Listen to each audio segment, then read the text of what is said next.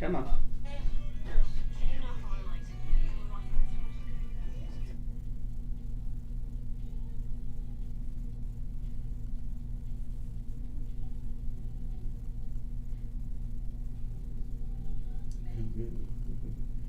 Ha ha, baby.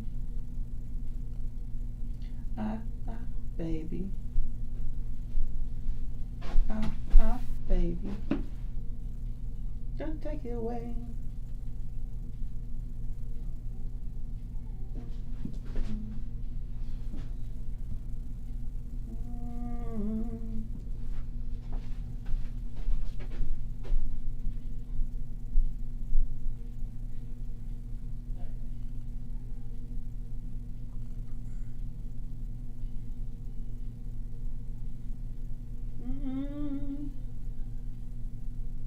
I'll be around. Feeling good to you, baby. Let me hear you sing.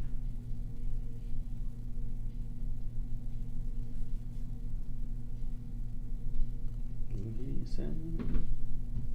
If the room feels good to you, baby, let me take you away.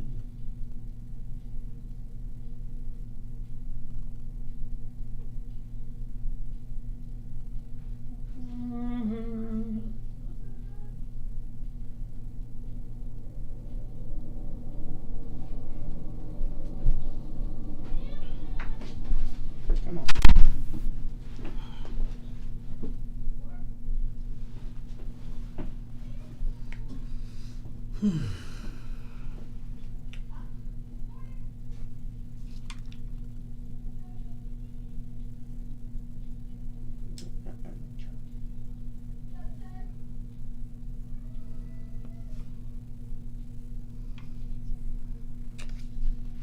So Sonia, for the phone calls, we're going to turn Ruthie's mic on. Baby. And I'll put the speaker here. I'll call from in here. Same way. Just turn Ruthie's mic on for the phone calls.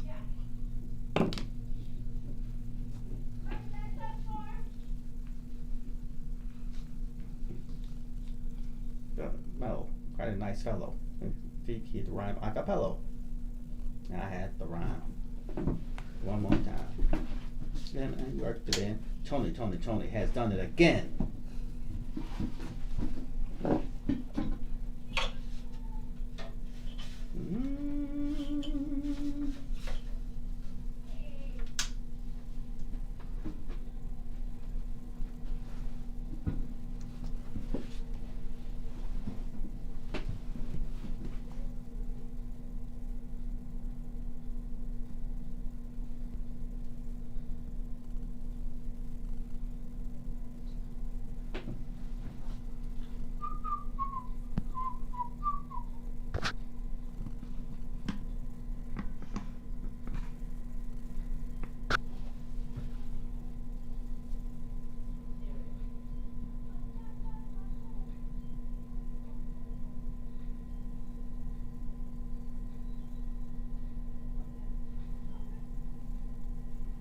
I can't wait.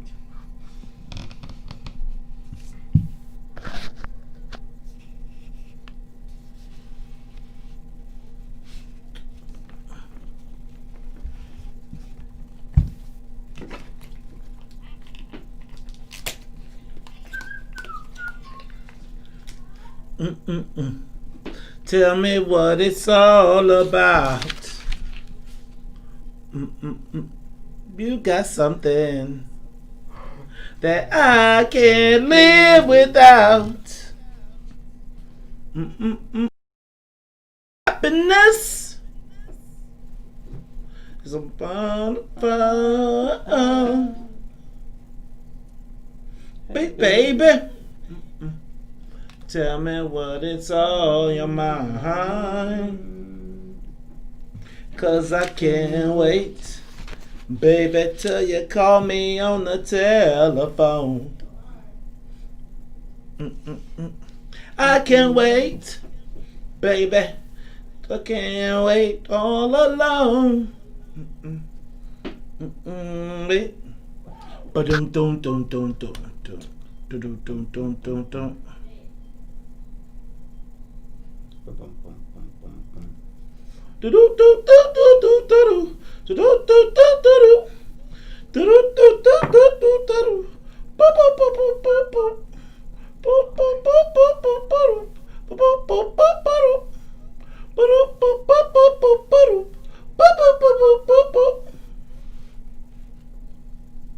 Get ready, y'all. We about to do this thing. Y'all ready?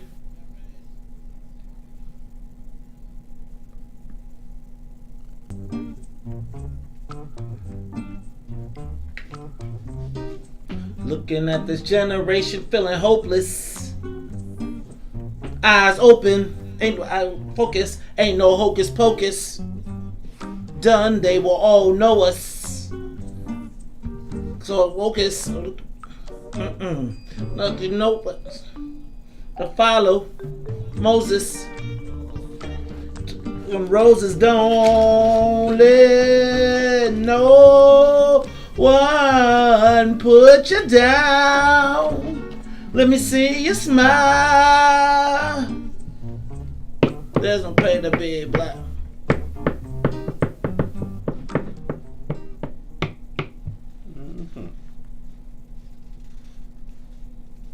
Shine, shine, you're beautiful inside. Way, rise up, rise up. Don't you know you can? Wake up, Chicago. Wake up, world. This is the Maze Jackson Show. I'm your host, Maze Jackson. Got my co-host, Todd Stroger. Todd, something about that song, man, in the morning gets me some kind of way, feeling some kind of way. What is it? I think what it wants from you, Maze, it wants you to run out and run to a HBCU and roll. That's what it's trying to tell you, brother. And roll. What you mean and roll? You know what? I'm gonna tell you what. Something about that song. You know what? It's funny. The first. You know what I'm going to say? I was seeing the Rust College. You look like a Rust College. Rust College. You know what? Shout out to Felicia Gatewood, who is a regular member of the Lions Den. Uh-huh. She's from Rust College. There you go. You know what? Rust College. You know. Todd, I'm going to just tell you, I don't know if I was cut out for HBCU life, even though I am trying right now rapidly to encourage my son to consider going to an HBCU, and quite frankly, he's pretty open to it. Oh. Right? He like, do they got basketball there?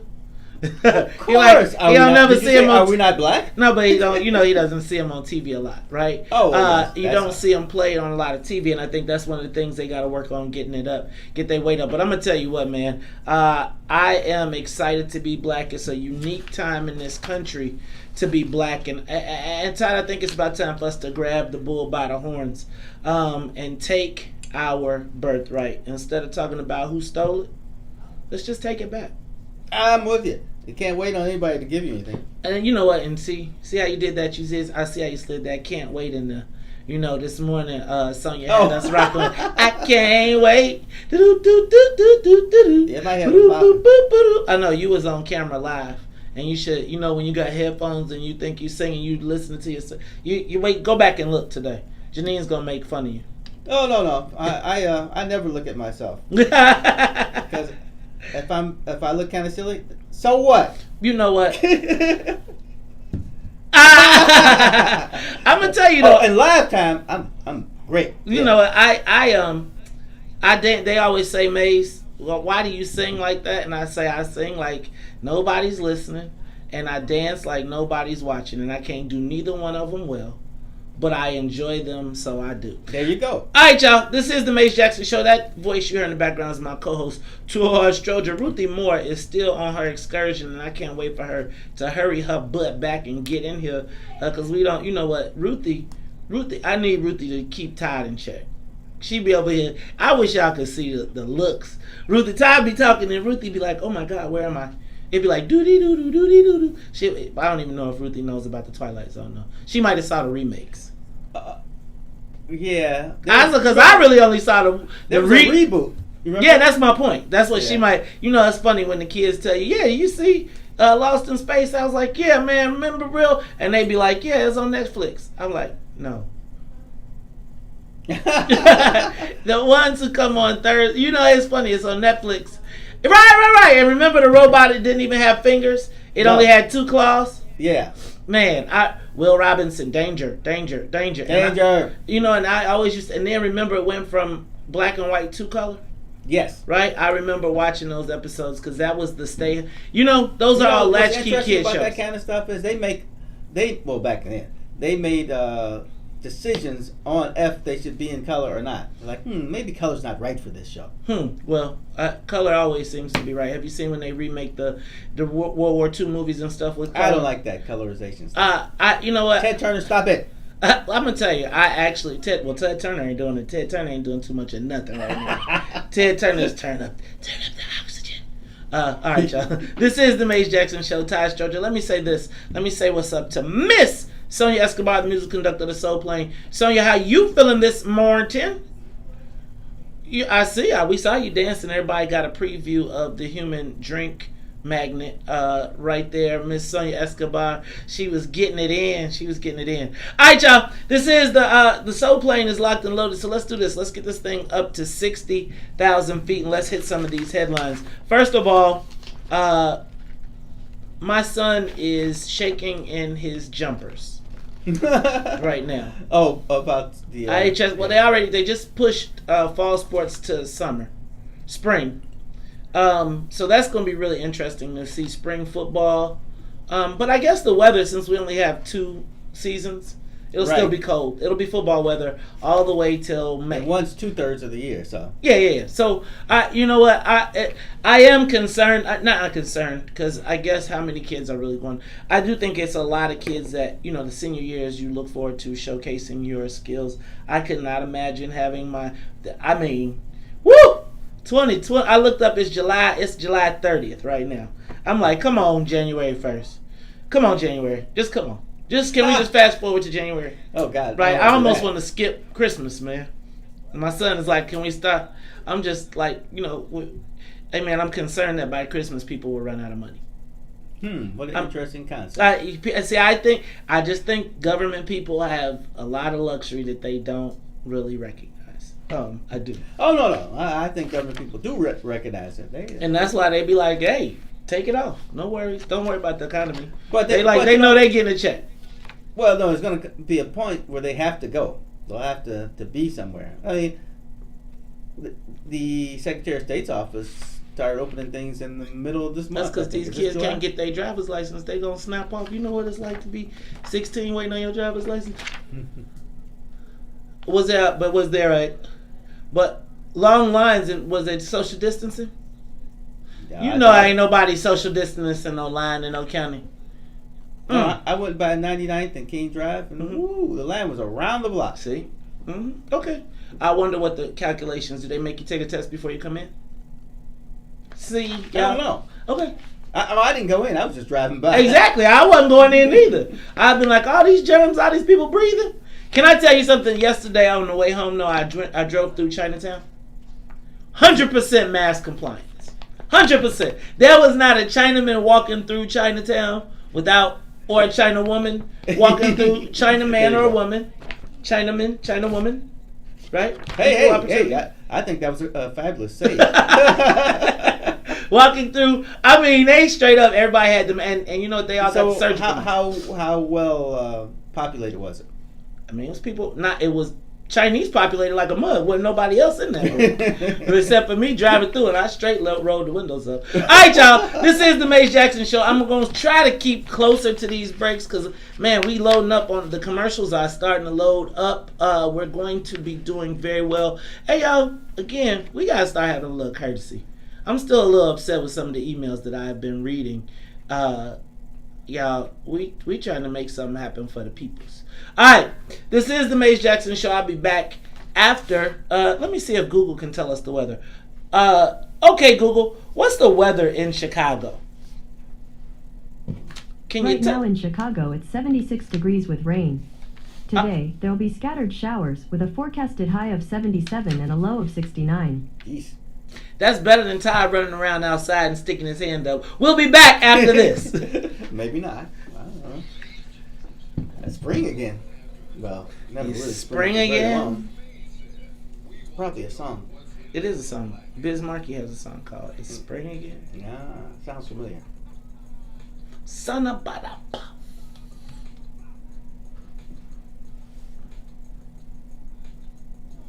Here comes the 2 to the 3 and 4. When I be I have in the store.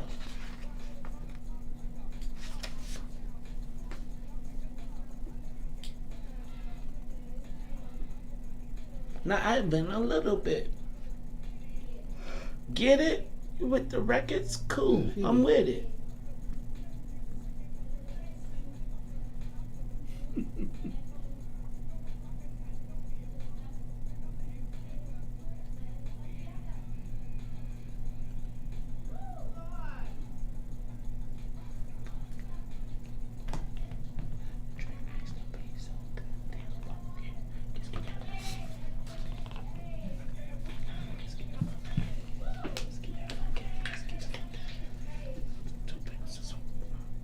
You want to know the reason why you must be funky. Funky.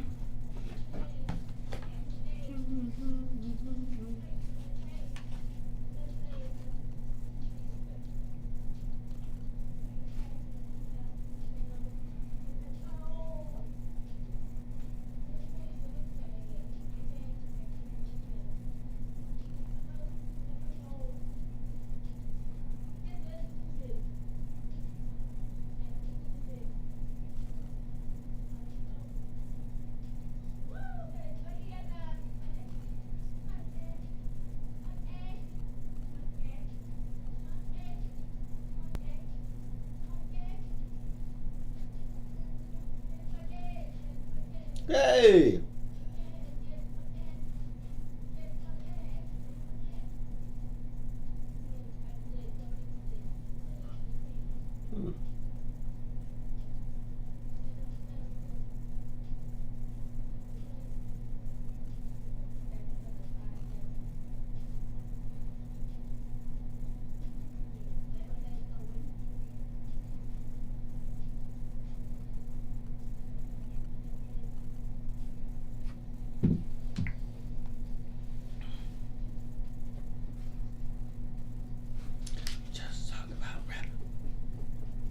It's been a long time since I left you without a strong beat. Step 2. Think about how the shows you slept through. Time's up. Sorry I kept you.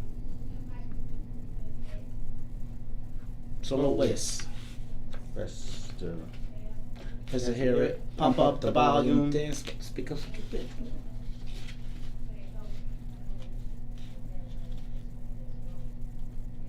Got it.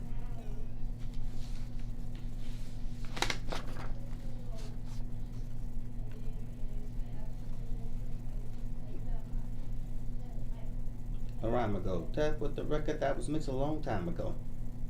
But only you can Those that can sense it, clap your hands to it. sing. I was ink. So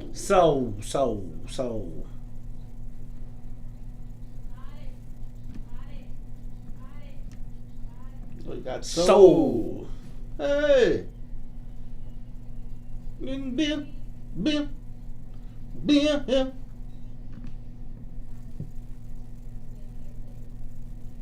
Might tempt me. 5 gold chains to a train. Well, don't miss. Go, Airbnb.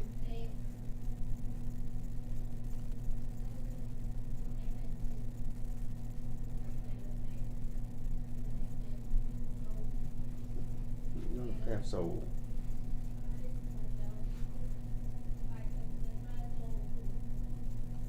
Have to be. We're gonna get on after me.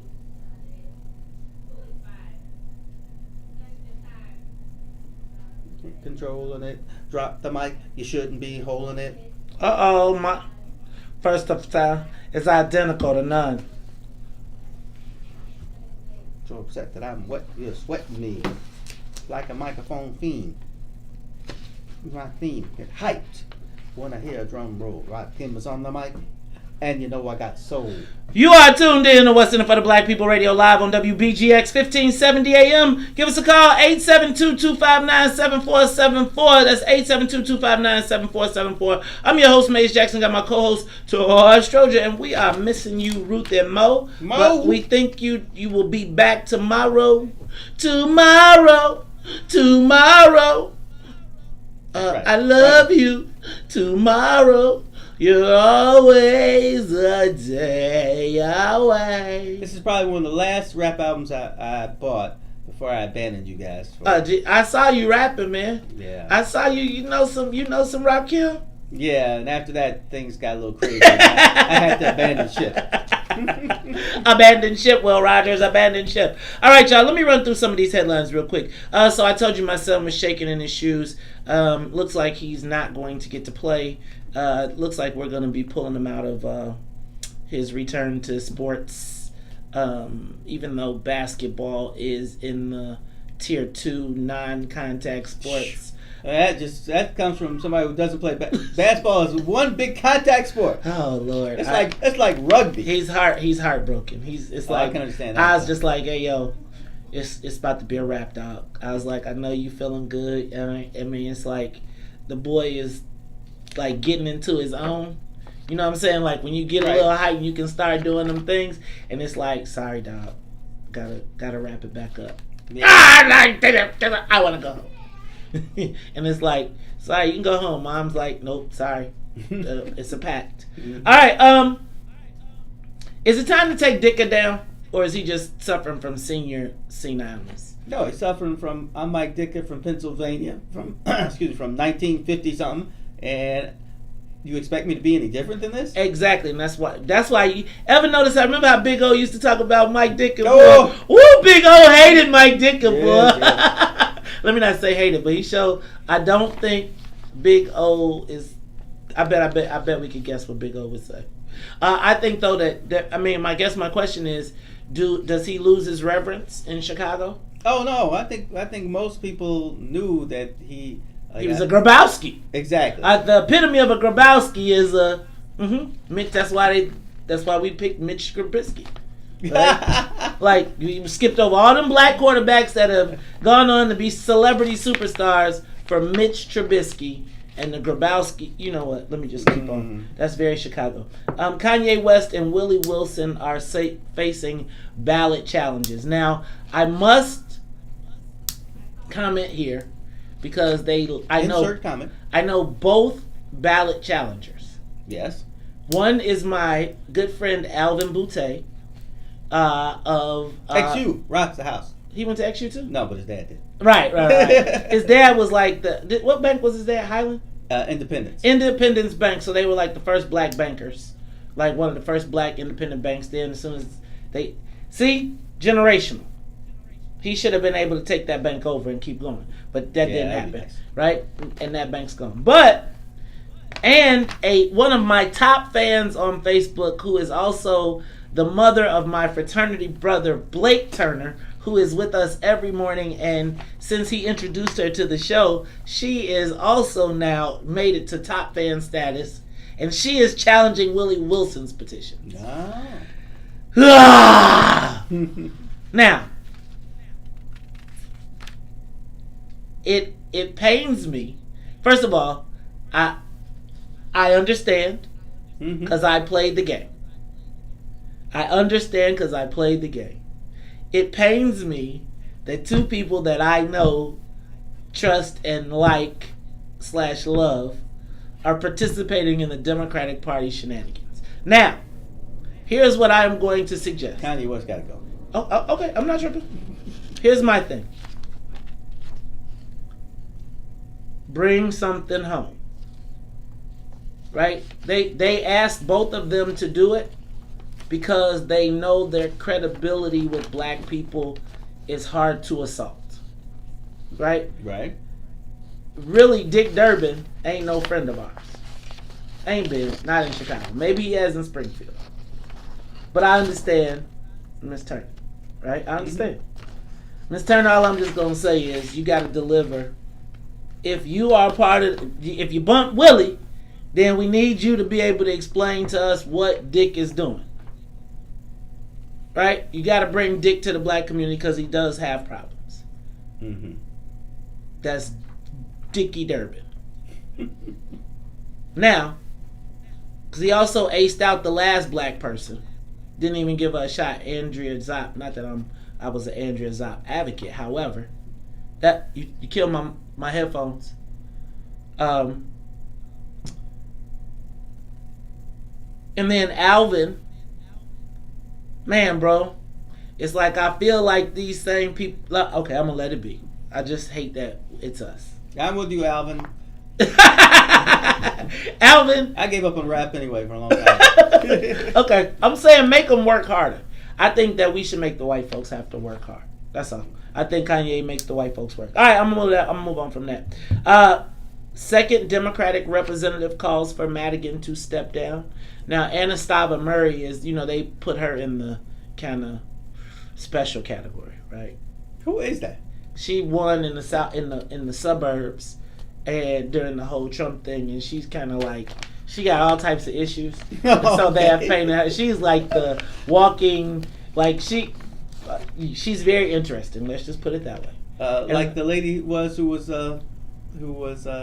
out of the 11th ward, who smoked the cigars. I forgot her name now. Darn.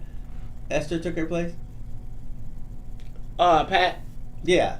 That's the one who went to jail. Yeah, she was different from what Was people she? tell me. Oh, I never From met what her. people tell me. I never met her, actually. But you know what? That campaign, I worked on her campaign. That was the first time I realized how deep the HDO mafia was. Uh-huh. Cause I got sent to go work on a campaign. This black woman, I'm like, okay, cool. I'm running first time I did plus minus zero, all this stuff, and that was the first time I met Victor Reyes, Greg Goldner, and the whole team. And Al Sanchez, and it was like that's also when I learned that your money went in your lunch bag, and I was like trying to be a big Willie, so I never went and got my lunches. I was like, I'll buy my guys chicken, and I'll never forget Billy Dyson was like, you sure you don't want your lunches?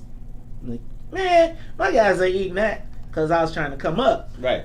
And then the lunch bag was where the payments for your people was. Oh. And so Billy was like, you sure? Uh-huh. I was like, nope, I don't want them. Billy was like, I'll take those lunches. I was like, you got to feed your people choke sandwiches. It was $150 in every one of them bags. Oh, my goodness. Right. It was, you pay your workers. Uh-huh. You get your lunch and you get your...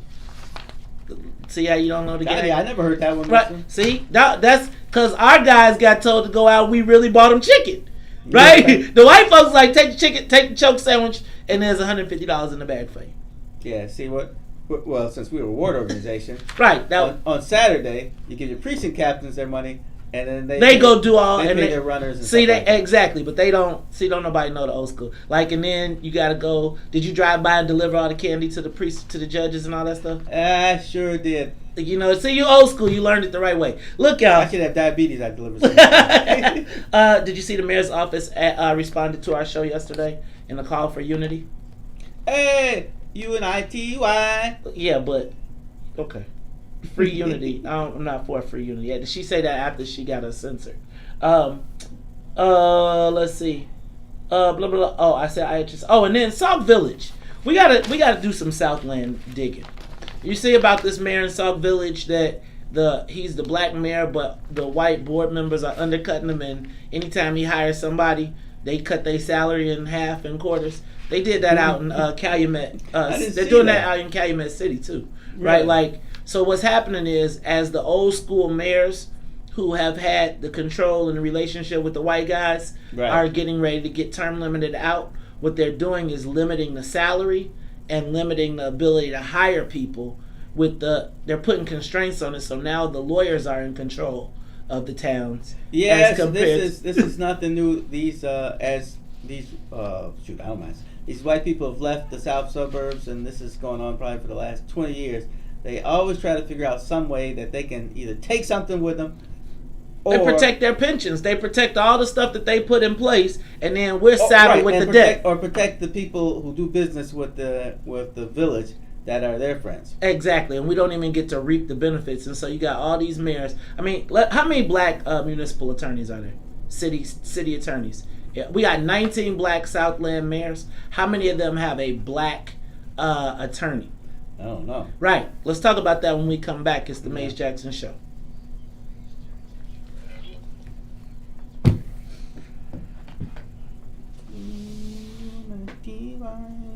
Oh, we'll go to Todd and Sonia. I'm going to take myself out the game, put Todd and Sonia in. Todd, you got the camera and the mic along with Sonia dancing Escobar.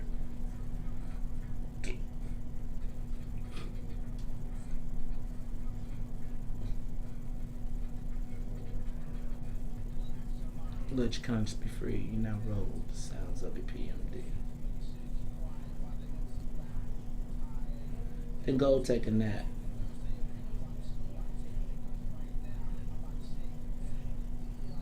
Monday to birth as well.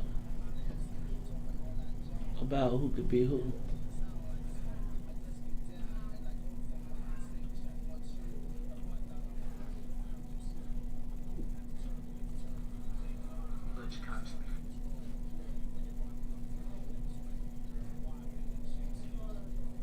Lloyd's of London, Huh?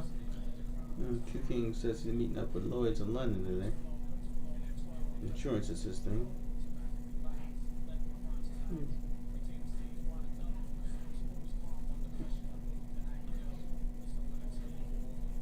I got to chill.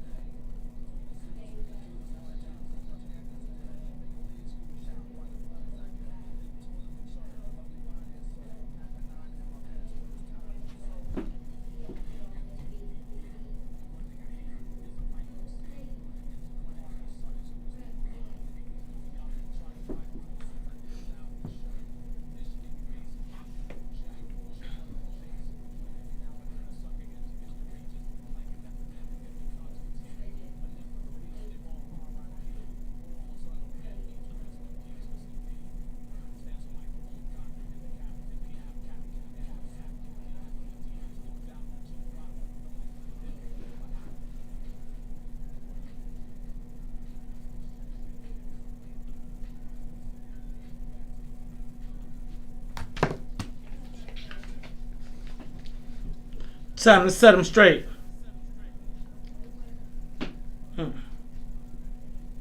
Rappers want them to me. We'll get some. The outcome. You gonna get with me. So because your history. Gonna take a miracle. Huh? Dope a dog food.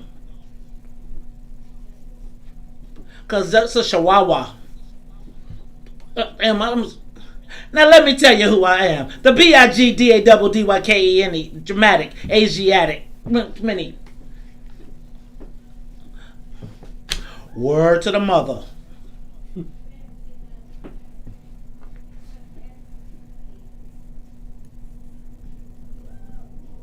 I'm a machete. Friday the 13th, I'm going to play Jason. You are listening to What's in It for the Black People Radio live on WBGX 1570 AM. Give us a call, 872-259-7474. We working? We cracking? All right, give us a call, 872-259-7474. Todd, I was talking to Alderman Derek Curtis in the 18th Ward, and he said he had his senior meeting yesterday, and the seniors were all saying, what happened to the babies? What happened to Maze and Todd? The babies. You know, because the seniors love us, man. And so I told him, and she said, he sent me the text. He sent me the text back after he told her where I sent her our pictures and you know, the time and date. Yeah, brave man. I stopped going to meetings. Derek, you know what, Derek is not vocal at city council. Right, he don't say much at city council. Well, because they border 21. Right, and our part is clean. But I'm just saying that I'm afraid to go out. You should not. You kind of popular. No, not because I'm afraid of getting sick, man. Oh, well. Anyway, at this point in my life, I'm like, I ain't never want to get sick again. Well, his senior, when the note he sent back said to the senior. Hold on, let me read the letter because I actually got it. Right. Hold on. I got the thing. So, Todd, we just... see, Doris Turner just invited us to Springfield to come do the show live. Road trip! Hey, Blake, tell Councilwoman Turner, set it up. We want to come. We'll come, I'm telling you. We got the equipment. Now I tell her we got to get breakfast, though. Y'all got to feed us. We ain't got a big rider. When I get famous, I'm going to be like, I want all blue M&Ms.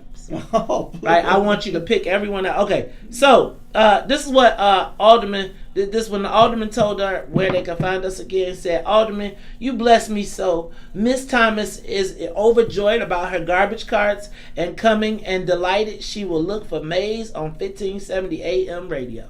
Cool. We equal her garbage cart. She is happy as us as a garbage cart. And if you understand, is mighty important. Mighty important to a senior. Oh no! Hey, let me tell you. Mess around with somebody garbage can in that neighborhood. Right. They'll be like, I'm saying. And hot. Yeah. Excuse me, Alderman. Man, garbage car request, that's one of those neighborhoods where they don't ask you to clean up their block.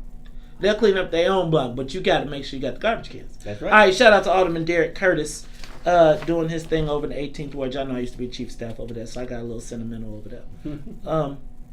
All right. Todd, I'm going to approach this subject gingerly because, well, I think it's sensitive. Right. But I also think it's time that we had to talk. It's time that we had to talk. I already have children. Not that talk. Oh. Not the birds and the bees. No. We must have the talk about the cycle of life. The cycle of life. It is life. No one gets to live forever? No one gets to live forever. That's why I tell you every day I check the paper. That's right. I'll be like, what is going on in Pulaski? Not today, damn. No, I check the it's for my name. Am I in here? No, I'll be looking for the headline ding dong, the witch is dead. but I digress. Todd? Yes. Okay, this is sensitive subject. But we have many of our leaders in very powerful positions, particularly in the black community, who are rapidly approaching the end of their career. Yes. And quite frankly, if we are not vigilant, and if we don't confront the realities, white folks will take advantage again. Now, I want to point out some things. And they make plans. They're planning now. They've been planning for 10 years. Right. So I'm going to start here. And I want to be as respectful and sensitive and recognize that I would say the most lucrative political position in Illinois, besides the governor, the position that provides the best path to the governorship, the position with the most employees in the state, the most facilities, is the Secretary of State's office. Right. Jesse White has already said that he will not run again. There are some that are rumoring that after he gets past the threshold, that they can't hold a special election, that someone may be appointed to go into his position. Now, the assumption would be that a black person would go into that spot. The assumption would be that Jesse White would pick his successor at, I'm talking about political tradition. However,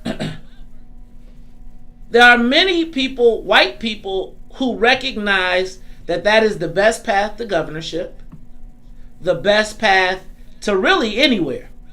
You make friends on every side of the aisle. You got employees in every county. Right. And Jesse White has raised the stature of that job to astronomical levels. Todd, if Jesse White were to decide he was not running, he didn't want to do this anymore, are we prepared to defend the seat? Or will we allow the Dorothy Brown? See how that works right now? Well, I think there's going to be a primary. No. Hold on. Let me back up. Are you talking about the... I'm talking about if Jesse White decided that he wasn't going to finish his term. If he left. Yes.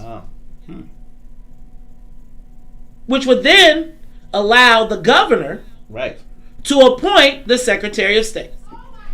Well, who do you think the governor is thinking about? I don't know. But I don't know either. But here's I have a feeling that they look more like this piece of paper than they do the cloth. Exactly. And they have, or they're going to be looking for the least offensive Negro.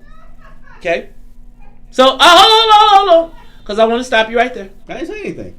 No, I'm listening to Sonia yelling in the back. But I want you to understand, I want to stop right there because I'm going to park the Jesse White conversation. Mm-hmm.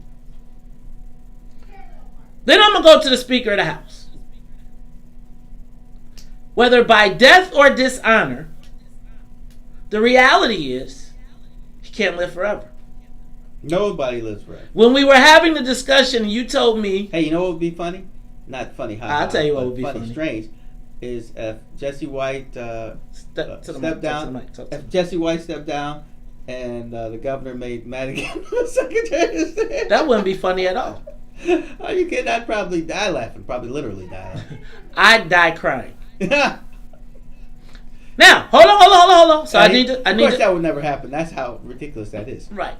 So now, in a state where we've seen everything talk about immigrants, immigration, people moving, does that state seat, do they feel obligated to give it to a black person?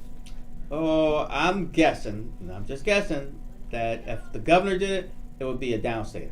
Park that. Park that. So I want to park that conversation. Because, again... Someone said she doesn't want a Latina. But the Latina... I got that backwards. You already know Kick 'em in the Shins thinks she's owed something. Yeah. Even though she done double cross, I think her career should be over. I think we should end her political career. I think we need a black comptroller candidate. Like, really, we do. All right, but let's talk about the Speaker. So with the largest caucus within the Democratic caucus in Springfield is the Black Caucus. And you told me, talking to one of your friends, probably in the Black Caucus, that the leg up goes to the white gay man with a caucus of 2. What's your guy from Houston? Rodney? Remember what he said was important for him in school? Counting. He learned how to count. Yeah. Okay. So I'm gonna let's park the Speaker of the House now. And we saw that when there was a time to move people up, the black men in the spot got skipped over for the white gay men. No offense taken. Let's go to Congressman Danny Davis and Congressman Bobby Rush. Neither spring chickens. Both probably unbeatable. But probably if they don't have a succession plan, when the new maps are drawn. Wow, I hadn't thought about that new map in a while, but if you remember when we talked about it, we were like, will there be a, what is that? They said they're going to take it from downstate. They said they were going to take the district from down. Yeah, that's what they said. They're going to take the district from downstate. But here's the challenge, Todd. With the population shifts in Chicago, they may not have to take those two districts, but if Danny and Bobby won't get beat. But if their districts are redrawn, one of them is going to be redrawn with a white lean. Oh, it's going to be the West one. Okay, so more than likely. Okay, so now they're going to exit and leave a vacuum, a giant hole that a rich white person can walk right in. Right. No succession plan. We got aldermen who are now that are now there only because they're maxed out. They can't make any more. They can't get no more pension. So I'm going to bet that just like we saw a wave of retirements last time, depending on how these maps look, there's going to be a wave of retirements. Mm-hmm. Then you got state reps and state senators. Now, what's the plan forward? I mean, I'm looking at the top, the speaker, Jesse White, Danny Davis, and Bobby Rush. Let's not say any of them step down. Let's just say they time out. What are we prepared? We saw this happen when Dorothy Brown abruptly retired. Black people had no candidate.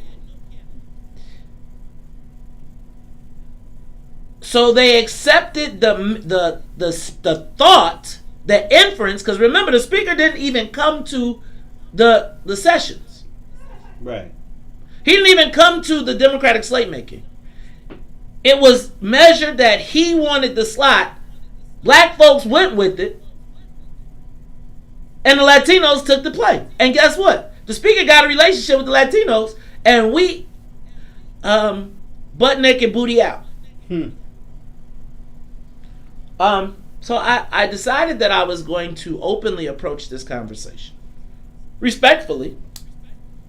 But is it time for us to openly succession plan? Give us a call. 872-259-7474. To my seniors, this is really important. Because I watch a lot of seniors and they repetitively vote for the Bobbies and the Dannys and the old guys in the game. And Bobby and Danny and all those guys know that. But to my seniors, what future are you leaving for us?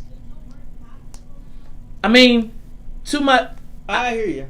But, young people tend to like to just yell and scream and not, well, what have you done? I'm yelling and screaming. Aren't you looking? So my point would be, right now, if you look at the congressional districts of both Bobby and Danny, while you talking about the young people yelling and screaming, what congressionally, we're talking about the post office right now. I'm not saying the post office ain't a bad thing, ain't something that we need. But I'm going to tell you, I saw the hoodies. I saw all the cool stuff. I saw the prison reform. I saw show me the economic development. Show me how Mike Quigley is on the highest, most important committees. Show me the Black Energy Company. I'll tell you why, because that's white people. Okay, so white people helping out white people. Show me the Black Energy Company. Do you know how you get on committees in the House? Raise money. Well, yeah, but they also have a committee that appoints you to a committee. So where's our juice? Our juice is in us. Sherry Bustos? Sherry Bustos, I'm just telling you. Sherry Bustos, the soccer player from downstate, has more juice and more rank and more decision-making power than all the black congressmen combined. We'll talk about it when we come back. But I do want y'all to call me. I have to look that up. 872-259-7474. She's on leadership. She's in the leadership team. She runs the campaign committee. What is it, DSCC? Yeah, DSCC. She runs it. So she raises money. She raises money, yeah, and determines who, and what does that do for us? Again, maybe we gotta have some young. She must have been able to raise money before she got that spot, because they generally. Do I have any calls? With some juice. Give us a call, 872-259-7474. I know y'all scared to touch this. I understand, because y'all sentimental.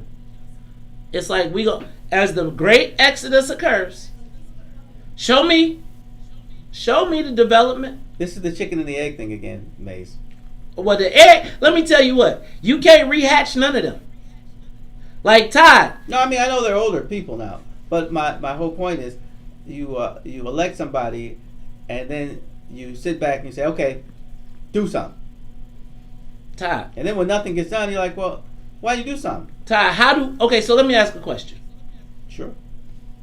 Who knows what happens in Congress, right? Like, I'm going to be honest with you. It's just like Springfield. The whole premise is to keep us dumb and stupid about the process, and then you don't even know what to ask for, right? Like, so when you think about, this would be my point. I would then say to every single person on there, on the list, what's in it for the black people? Secretary of State, white, show me. Now, I would tell you that he could probably say, I got this many employees that have gone to college, that have gone to blah, blah, blah. Now, my question would be, how many black employees? See, I think they come from an older mentality. So I think Mr. White, let me not go there. Let me just say that I think that they think from the standpoint differently. Differently than what? I think that black people have elevated themselves beyond. There's black finance people in the world. There's black. See that elevated stuff. Sure, I want there to be black people on all levels, but it appears as if we abandon a lot of stuff because we think we should be something else. No, I don't think. I don't.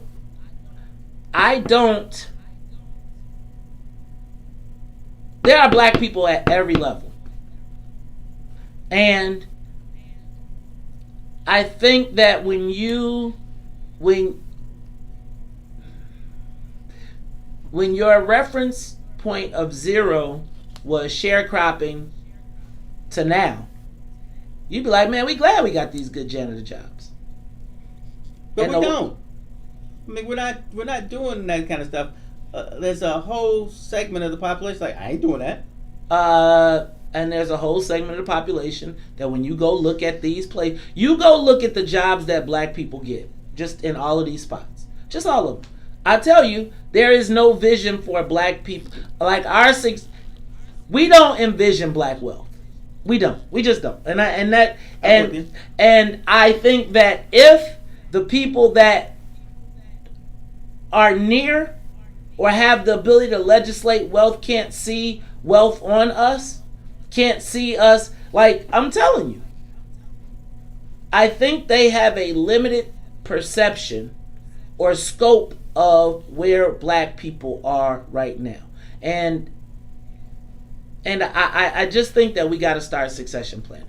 I'm telling you right now, there are white people planning for Jesse White's job. There are white people planning for the speaker's job, whether he goes out with the feds or whether he goes out on his own term. Yeah, it doesn't matter. There are people planning for Danny Davis right now and Bobby Rush. They all know he can't live forever. So let's not even critique them. Let's just talk about. I'm not even gonna go back. Good and faithful servant, well done. How about that? All of you, good and faithful. Let me tell you, I remember one time I was going to jump on Jesse White, and then I walked into that Secretary of State facility on 95th, and I saw them black people working, and I was like, damn, each one of them represents a family with a kid, with a household, with a whatever. Then I thought about being a part of my ward organization, and I came from 27, right? Mm-hmm. I got kicked out after the Ken thing, but but even there, I learned the loyalty to Ken from being part of an organization. It's like, so I recognize the role that it all plays. I just think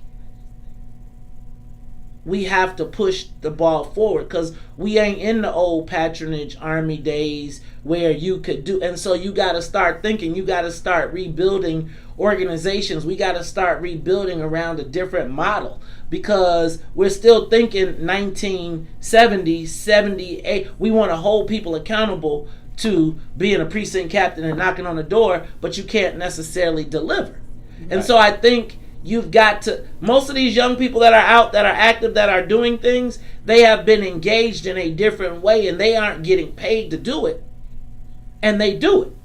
What hasn't happened is there hasn't been innovation in black politics. And by continuing to, white guys hire young black people to make sure that they stay fresh. Black people hire old black people to go back to the churches. Hey y'all, this is the Mace Jackson Show. When we come back, we were going to talk to 15th Ward Alderman Ray Lopez, but I'll post the pictures. Apparently, Alderman Lopez has been the victim of the third attack of his office. Windows broken out. I'm just going to tell you like this, Todd.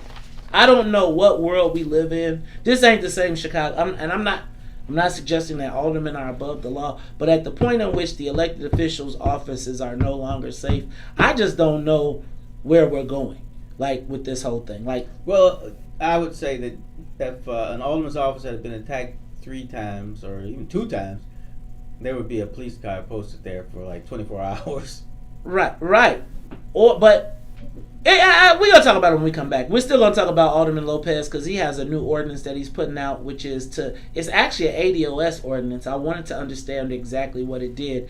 It was a little bit different. I don't know if it was just redefining black and adding ADOS into it, but I want to find that out. Plus, I want to talk to him about Operation Legend. Maybe, matter of fact, what I'm going to do is I'm going to go to Operation Legend, and I think that will be a conversation, because yesterday they had highlighted the arrest of a large group of black disciples. Yeah. Then they also talked about last week there was a large arrest of conservative vice lords on the west side that were running open air drug markets. I saw some interesting conversation regarding this, and so I want to know if it's a good thing or a bad thing when we come back. I know what you think. I know what I think, but I want to talk about it because I think it's that Robin Hood thing again going on, and we got to talk about it. It's the Mace Jackson Show. We'll be back. Can't know what I think because I can barely understand what's going on right now. Like,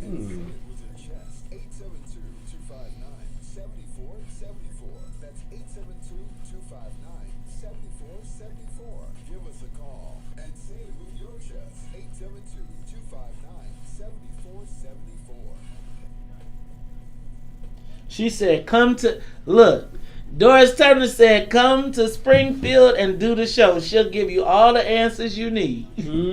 She might even make Durbin come. Now, Doris Turner is a G. In Springfield, like, she like the black, you don't want none of this.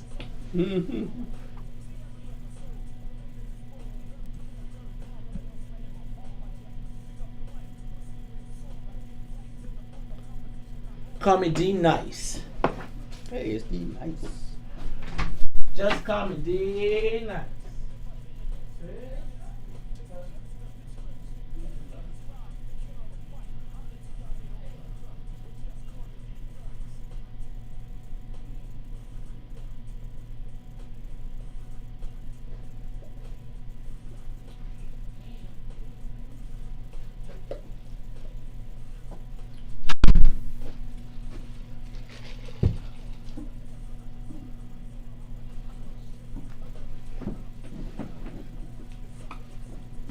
see where Xavier got a $20 million gift from somebody. Probably Trump. No, those white people that's giving all the money to the. Oh, yeah, 'cause I saw somebody else got a big number. Yeah, I know it wasn't Trump. He probably can't even spell Xavier. Who? Trump. Oh, you're right. It's no, not Trump. It's from, some two rich white people who are Trump supporters. It's doing Mrs. Scott. Huh? Jeff Bezos' ex-wife. Right.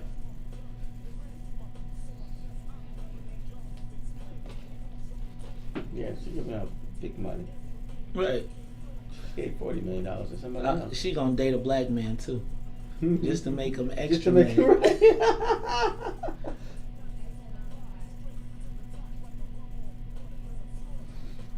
Y'all, we need a campaign to let the people know where we at.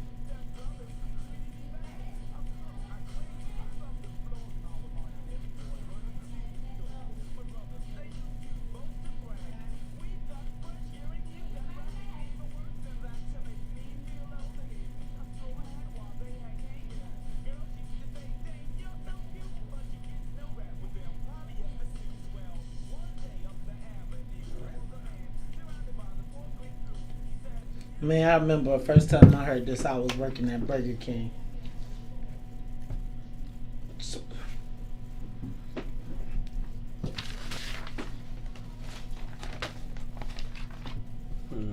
Different. And hell no, he replied.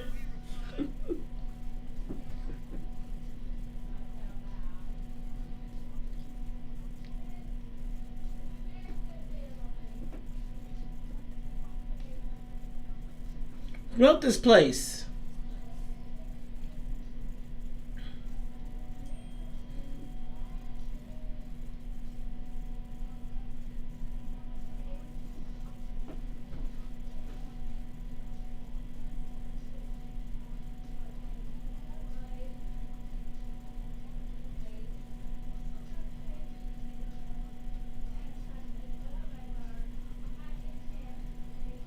Of granting you your favorite wish.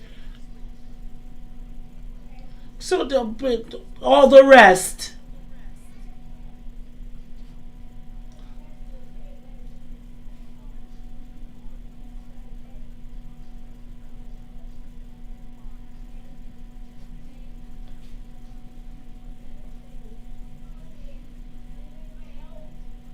Into a canvo.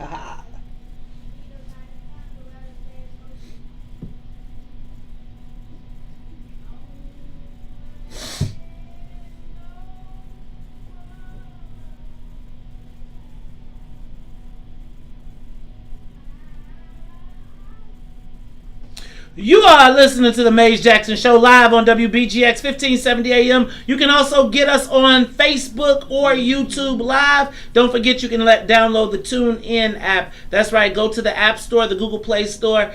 Download the app. Put in 1570 AM WBGX. And you can listen to us whether you're in your car, in the house, in the shower.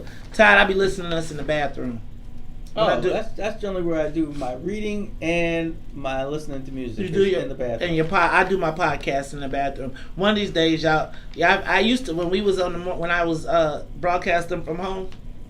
I ain't gonna even tell you there was some days I was in the bathroom. See, I don't even know how that system works. I just took the mic with me. Oh. Right. I was like at one point I was gonna actually live broadcast from the toilet. I thought how cool would that be? I was gonna put the pictures. Then flood, the whole thing. But anyway, hey y'all, this is the Maze Jackson Show. I'm your host, Maze Jackson. Got my co-host Todd Stroger, but I gotta say what's up to the musical conductor of the Soul Plane, Miss Sonia Escobar, as well as Miss Ruthie Moore, who is out, but she should be back tomorrow. I can't wait to get her back because I need somebody to keep Todd in control. Todd, if you look at your rundown right now, it says that we were going to be talking to 15th Ward Alderman Ray Lopez, who was pushing a new minority MBE ordinance. Now, as I was reading it, it was two things that he said he wanted to have happen. He said he wanted to advance payments for companies who met their MBE requirement, like to give them half of their money up front, and for black business or for minority businesses to get all of their money up front. Right, like for their contracts, etc., which is a good thing. I know people have asked for that for a while. I was trying to figure out what was going on with the bill because I also noticed that he included American descendants of slavery as a category, like with the black, all of that. Now, and then I know he was also advocating to change the city MBE requirements to 33, 33, 33, which is 33% for the white boys, 33% for the black people, and 33% of the contracts for the Latinos, which I actually think works out good for the white guys. Dude? Yeah, because the white people are rapidly shrinking in the city council. I was thinking that's not their number in the population, right? Right. They're less. Well, I think the city is divided up that way, though. I think the city's like 29... 30, something like that. So I think, but the 33, 33, 33 would essentially triple the black input, black contracting opportunities. And, I was saying that I think that right now is a unique, I'm saying right now that this is a unique opportunity to push a black legislative agenda because who could push back? Yeah. Right, like I really feel like you could really push the envelope and then force people to answer why not on camera. Can you imagine? Now you could get white Republicans to say why not? Because you're black. But all of these white people that claim to have been our allies and that have had, like every white state legislator that had a Black Lives Matter march that was white, right? We got to expect your vote on everything for us. Right? Because, they was like, ooh, all of a sudden it became the in-fashion thing to do for all the Democratic legislators. Great, we can count on your vote to pass this black agenda. No? Hey, no, I'm with you. I mean, if you don't make people take a stand, then, they'll never do anything brave. Right. I mean, think about it. They forced black people to stand up for gay marriage. Right. Right. Well, I mean, so I'm saying. Well, I don't know about that. I wasn't there, but I was. But okay. But again, I'm saying this opportunity right now. Can I tell you something? Remember when we were reading that? I don't know if you remember when I was breaking down that thing and they were talking about how LG Sims, they were when Ferguson happened and not George Floyd, Mike Brown. Yeah. And all of the legislators were coming up with legislation that was flying to protect black people and to, because it was like the thing to do. Right. We haven't seen that happen. Like we haven't seen, what we've seen is black people propose taking stuff down. We ain't seen nobody push no bold initiative. We didn't see House Bill 4865 come back to the floor and make us demand why can't we carve out a piece for black people? Mm-hmm. We've seen no aggressive action from our legislators. We've heard about protecting immigrants. We have. Yeah, but this COVID has really slowed things down. Not for the immigrant, not for our desire to protect immigrants. Like, that works in every speech. It does. And it's like we make excuses. And so I'm saying this COVID thing is one more reason why, because it's killing us. I mean, I'm just saying, I am suggesting that the COVID combined with the killings is the perfect storm for us to push aggressive legislation. It's the perfect time. I would challenge a white Democrat to vote against it. I agree with you. You got to force it on the table and see what happens, and then from there you make your decision. Let me just be clear. Todd said that everything is slowed down from COVID.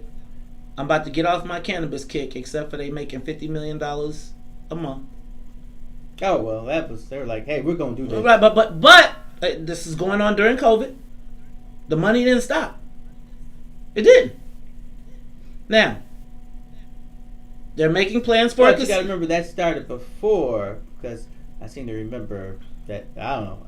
I know we were January 1st. That doesn't mean that January 1st, cannabis was legal. January 24th, we found out about COVID.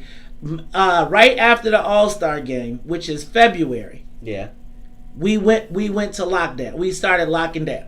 So 2 months into the game, we went lockdown. Now, them white people got that. Looking across the table, and that kind of throws me off. Right. Exactly. Yeah. So they opened up the industry. They have transported, grown, done everything, and we ain't got zero. But I'm gonna let that be. I'm gonna let it be. They passed the bill to get it. They went down Springfield in the midst of the cannabis, midst of COVID, and passed the bill to get a casino. Don't tell me what can't get done. Don't tell me. Don't tell me. Oh no, I'm not saying that there should have been. I mean, I think we're both in agreement that they should have stopped this thing at the city level when they had that opportunity. Why is Ray Lopez the only person right now that I'm not suggesting that LaShawn Ford asked for an executive order to release funds. They got COVID funds, so let me give LaShawn Ford his credit. He asked for an executive order from the governor and asked to come back down to Springfield. But Todd, virtual silence. Like, Todd, is there anybody that does not agree that this is not a unique time for us to put our foot on the gas pedal on black legislation? Well, I don't know who would disagree, but I think you're right. I think we've talked about that before. Why let a good crisis go to waste? I mean, the Patriot Act sat on the shelf for 12 years. Mm-hmm. Now, Ray Lopez is pushing a black ordinance because he's been abandoned by the Latinos, right? And I'm not going to say it doesn't have some political ramifications, but I'm suggesting that he gets the premise that right now is the time to press the gas. Right.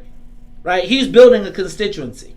He's now stepped outside of his ward constituency and is now saying things that... Well, you got black folks. Right. But this doesn't just affect black folks in Inglewood and back of the yards. Right. This thing would affect black business. Right. It's far-reaching. Right. Todd, why? You mean why him? No, why not us? Oh. Well, that's like a different way of saying why him. But no, I'm saying no. I don't, because remember how you got mad at me for talking about what Madigan was doing? I never get mad at you. Okay, Maze. but you know when you was like, and you know what? I'm tired of why we done with Madigan. You know why, Maze? Why, Todd? Because I expect big things out of you. You like a check. They like, hell. Gotta make this thing work because I'm So I told you when I first started, I did not like Ray Lopez.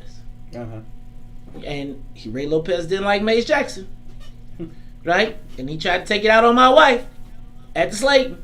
But you know, Black Pope, he got a black ward, right? Right. Can't mess with black people when you got a black ward. You know what I was saying? When I was calling committeeman, I called Ray. He called me right back, and I talked to him within 2 days. I mean, like I talked to him face to face within 2 days. So I have to say he was very responsive. You know what? I'm gonna tell you, Ray Lopez was trained by Ed Burke, and I'm just be honest. I was looking at Ray Lopez one day, dog. He was sending birthday cards to every constituent on their birthday. Personally signing the letters and mailing them. He's working to do something else. I'm just saying, don't let him eat the lunch. Ray Lopez is an ally right now, right? In my estimation, he called out the gang stuff. We still ain't got no resolution to it, right? Like, think about it. It happened. We know it happened. Everybody admitted it happened. They shut us down. Nobody talked about it. You know how it is when something embarrassing happens. If we just don't talk about it, maybe it'll just go away. Right. And then when it didn't go away, they was like, people talking about it. Let's make them go away. Yeah, that's the other. I'm saying that's the Chicago way. Yeah. That's why you didn't see me complain, because I knew what time it was. The way it works is, if that Negro don't say what I want him to say, you get the call. You know what you got to do. You want to keep swimming? Keep swimming. You want to drown? Let that Negro drown you. Guess what? That's why we had WBGX. That's why this is the only free voice for black people right now. In media, in social and digital, that's unbossed. Todd, who's the black person that's speaking up for black people right now in this political climate? I'm telling you, and we're gonna talk about. We do see a lot of Jason Irvin. Shout out to Jason Irvin. Shout out to Jason Irvin as the Black Caucus chair. But think about this: even when he called to get the cannabis blocked and we got the outcome, he got undercut. He didn't get undercut by white folks. No. So I don't know what my options are, but I know this: we got to do better. This is what I also want to talk to Ray Lopez about, because Ray Lopez has been becoming a frequent guest on Fox. I really think that part of the reason that the president came to Chicago and the awareness was raised, because he watches Fox News. Ray Lopez has been talking about the gang members, the whole, remember, do we have this clip? No? The clip of Ray Lopez. Well, Ray Lopez, remember, he talked about gang members when he addressed the mayor and told him that gang members were walking around openly with AK-47s and that there was violence going on and all that good stuff, and she told him he was a clown. Remember? And then she said, remember the F you, right? Remember the F you? Yeah, I didn't. Well, F you. I didn't hear the whole committee meeting, but I guess so. I got the whole committee meeting. I could play it for you. But the thing is, Todd, the thing here is that there is a real violence problem. There is a real violence problem. And Patrick, those are organization bangers. Oh, right. No. right. No, that's what I was quoting what he said. Right. Patrick Brutus, and you caught my eye, Patrick. I'm watching the screen, and you said, but we have black news anchors at every at every major media outlet. And you know what I would say to that? Go. Is that the anchors do their best, but there's a producer who kind of runs what's happening on the show. Let me take you another level. Anchors read what's on the camera, on the screen. They don't write the spot. The anchors are the people. They read what's on the screen. Right. You got the clip. All right, Sonia, why don't you play the clip of Alderman Ray Lopez speaking about what was happening, because we had a whole bunch of denial and we still haven't. I'll play it. Let's play it. Go ahead, Sonia.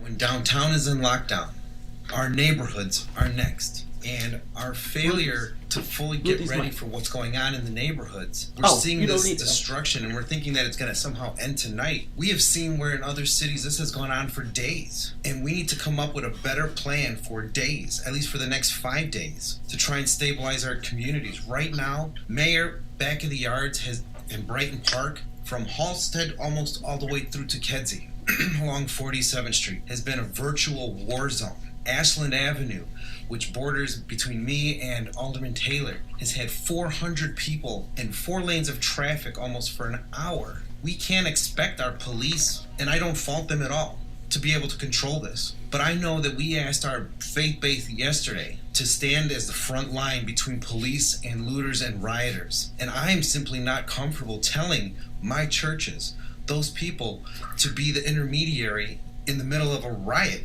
that's citywide. We need something better, because right now we only have 370 whatever National Guards on standby. Half our neighborhoods are already obliterated. It's too late. We have to come up with a better plan, because my fear is once they're done looting and rioting and whatever's going to happen tonight, what happens when they start going after residents, going into the neighborhoods? You know, we know that people are here to antagonize and incite, and you've got them all pumped today. They're not going to go to bed at 8 o'clock. They're going to turn their focus in the neighborhoods. I've got gangbangers with AK-47s walking around right now, just waiting to settle some scores. What are we going to do, and what do we tell our residents other than good faith people stand up? It's not going to be enough. Thank you, Alderman. Next question. Well, no, I want an answer. You commented on everybody. I want an answer. It's not something you ignore. This is a question that I have. I think you're 100% foolish. That's what I think. If you think no offense, then hold on. who are you to tell me I'm full of shit? And if you think we were not ready and we stood by and let the neighborhood go up, there's nothing intelligent that I can say to you. Well, maybe you should come out and see what's going on. One of the stupidest things I have ever heard. That you think that you Mayor, you need to check your attitude. That's what you need to do. Because right now, no, you need to check your attitude. Wait a minute.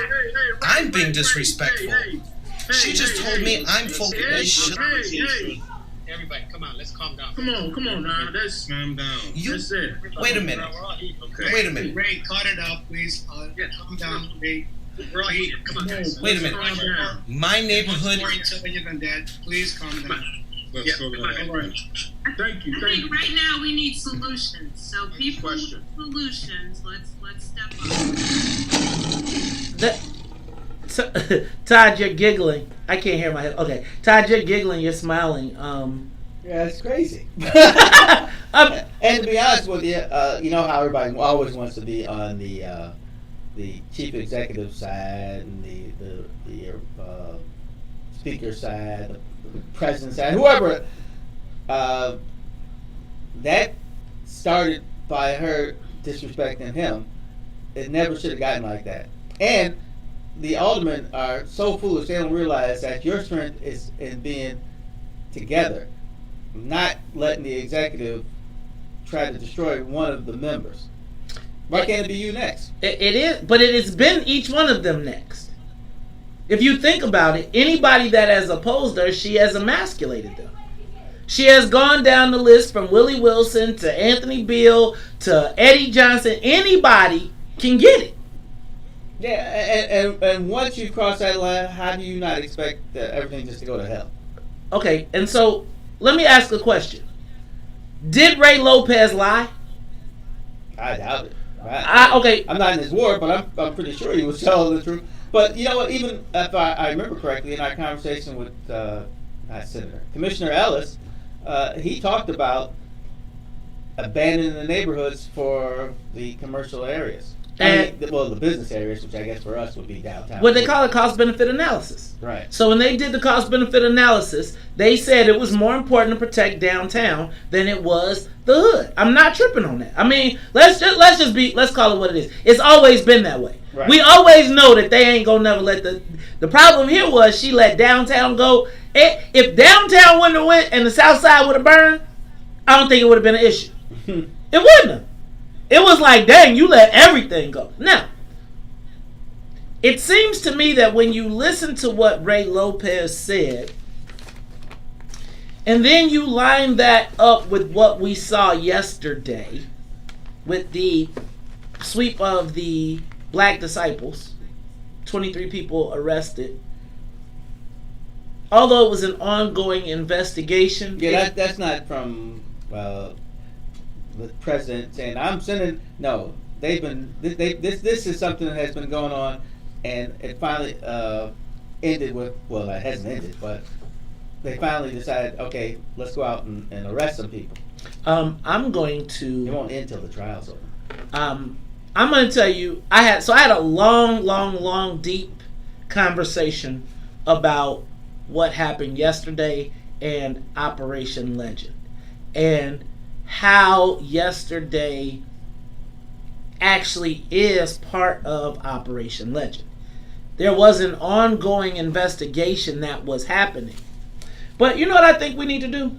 But you know what? Never let a good crisis go to waste. Bam! Well, did you pay attention to the speeches? So you had David Brown talking, and then you had John Lausch, who didn't overemphasize, but said this investigation fits squarely into Operation Legend, right? And then you heard the other officer who did the Vice Lord arrest and then came back over, also worked the Trump talking points in.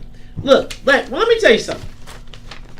When we come back, I'm going to break down Operation Legend and what it really means, why the mayor probably supports what President Trump did, and why Kim Foxx probably won't say anything, and how they all win off of Operation Legend.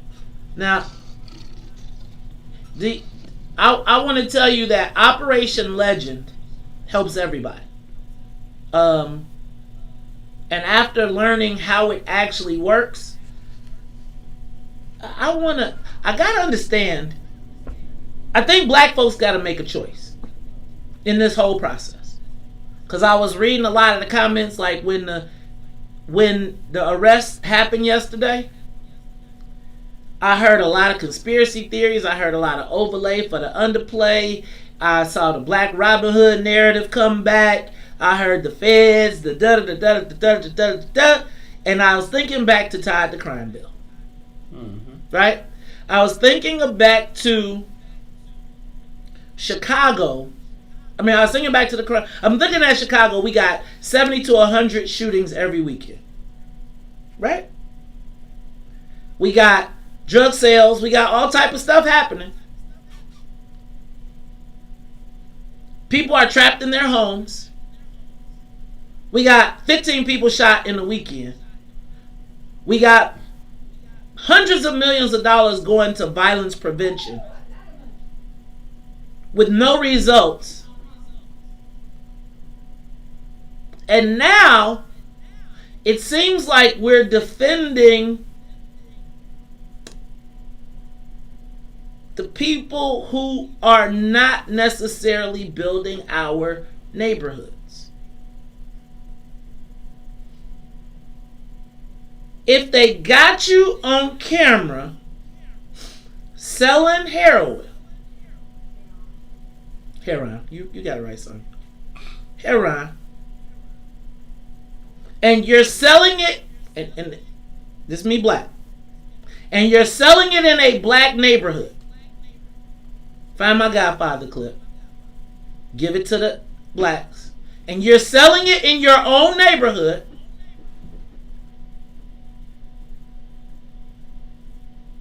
What justice do you deserve? I don't know if we can call I don't know if we can call this political prisoners or create some kind of conspiracy theory about our neighborhood. So when we come back, because I saw some real interesting stuff on social media, and I was like, having driven through neighborhoods that are open air drug markets, rocks, blows, man, having had to go to a gas station and walk through people who are straight up like, man, you got to make a decision when you walk through. Go to Chicago Avenue in broad daylight. Yeah, you got to make a decision in some gas stations that I know if you gonna get gas there. I went to a friend's house on New Year's Eve, so I went like, it's 10:30, 11 o'clock. It's New Year's, so it's like 20 degrees. I'm passing through the neighborhood. It's dark as heck, and there's 3 guys standing on the corner. I'm like, who would be out in this weather? People selling rocks, blows, jab, man. Yeah. I read. See, look at Sonia. No, I was out. I was. We're gonna talk about this when we come back because I think we got Robin Hood confused. It's the WBGX team right now, 1570 AM. I'm your host, Mace Jackson, Todd Stroger. Sonia Escobar on the wheels of steel will be back. Hey y'all, I want to hear from everybody on this. If you think that there's a conspiracy to lock black people up for selling drugs and heroin and shooting in the neighborhoods, I wanna know. I want to know. Am I wrong for saying something got to be done? And are we repeating the crime bill? Are we, Todd? It just seems like this is history repeating itself. We'll be back. The Mace Jackson Show will be back after this break. Call in and say I'm telling with you, your chest. like, 872-259-7474. so if you ain't gonna stop, 74.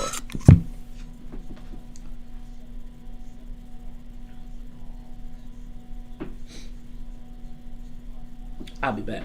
Todd, you have the camera talk to the people. Give the people what they want.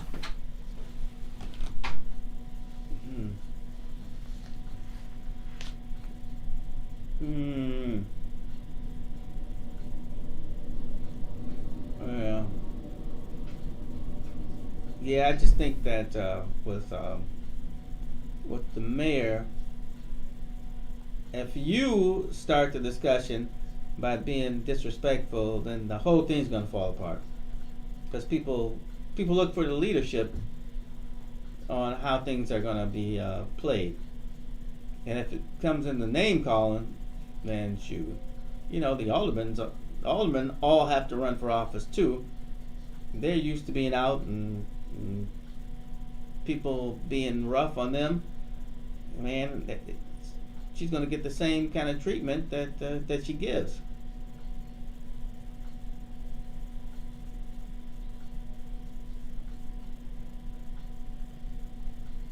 And in the end, once people start yelling at each other, things don't really ever happen.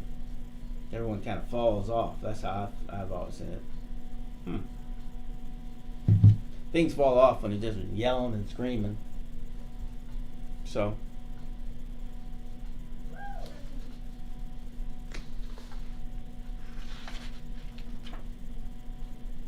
But this is what I was talking about with this Operation Legend. This stuff has been going on forever. I mean, every once in a while they'll have some kind of thing where everybody's involved. County, city, state, the U.S. Marshal, those other departments from the feds, DEA, ATF. And they'll go out and they'll start arresting people. And when I say they arrest people, I mean they're not playing around. They're going to find you and they're going to serve that warrant, and they may have 15 people with them, but they taking you back. And these are federal charges. These aren't, it's no playing around.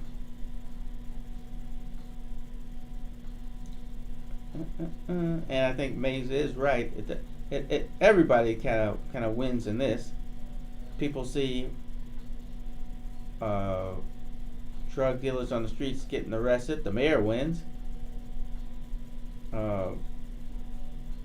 Trump has the airwaves because he got the U.S. attorney and everyone talking about we're working with the feds. So he does get something out of that.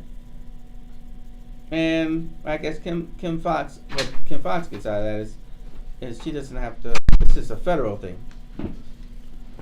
She don't have to be involved.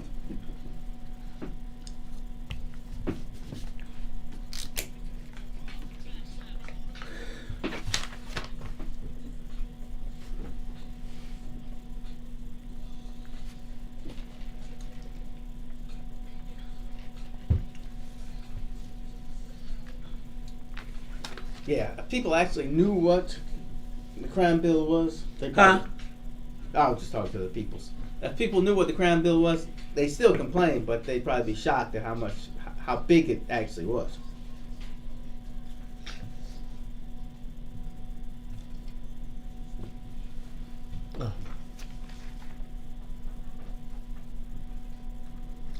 You are tuned in to What's in it for the Black People Radio live on WBGX 1570 AM. I'm your host, Maze Jackson. Got my co-host, Todd Stroger. 872-259-7474. We're about to have a discussion about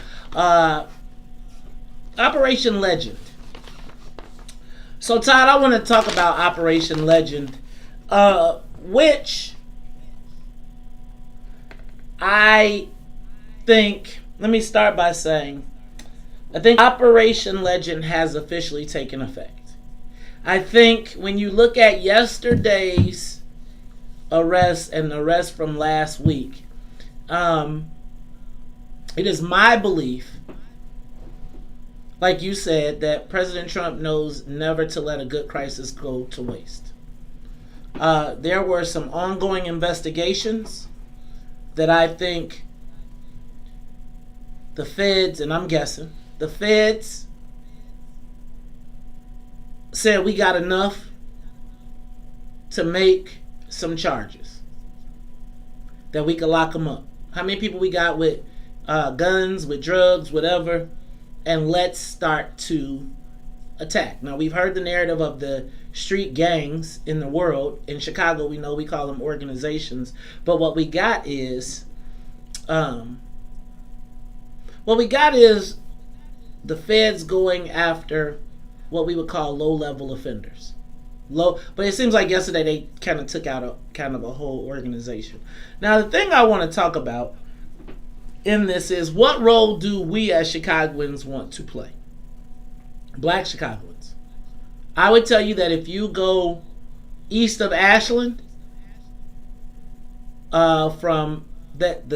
east of Ashland, as long as you're south of Roosevelt, north of Roosevelt, none of the problems that exist west of the Ashland are there. Not none, very few. You don't have open air drug markets. You're right. Okay. There's no open air drug markets. There's nobody standing rocks and blows. You can pull into a gas station. You ain't got to worry about looking around. It's not behind bulletproof glass. It ain't people throwing stuff down in your yard. Except, I'm just saying. I stopped at the gas station, and this has got to be, how old am I again? This has got to be about 25 years ago. At I think Independence. Independence and the Expressway. I think it was 12th Street I was at.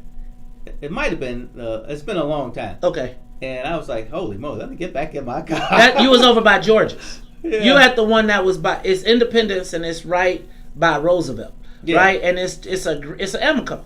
I know that place because I spent a lot of time on the west side when I came home from Chicago, and that's when I learned about jabs. I learned about rocks and blows and working a pack and the runners and all of that. If you read the indictment, like not just what they said on the press, but if you read the indictment itself, yeah, you be like, dang, they got the whole joint. They started from the bottom and worked their way up. They know how the pack work. They know the bagger, how you bag, who gets the thing, who runs it, who works the tip. They had it all. So they've been doing this for a while. Right. So then I said to myself, dang. So you know my instinct is, if the police coming straight from the underground, a young brother got it bad because I'm brown, and not the other color, so police think they have the authority to kill a minority. But bust that, because I ain't the one with a punk muck with a badge and a gun.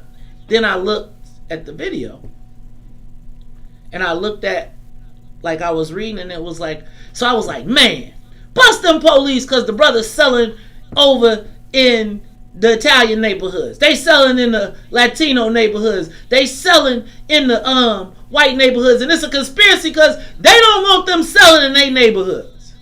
Then I realized it was black neighborhoods. Right.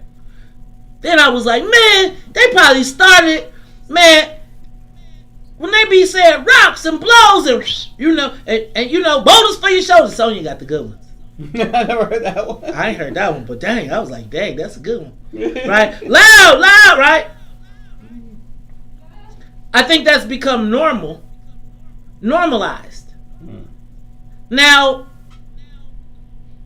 I think about other people. I remember somebody telling me that the Latinos was like, if you got caught selling in your own neighborhood, it was, you got a violation up to death. Right? Because you can't hook your own people, make them zombies. I think that was kind of like what our neighborhood was like. They're like, no mean stuff around here. Okay, so then it makes me think of my favorite movie. My favorite movie. Remember this quote, Todd? Remember this?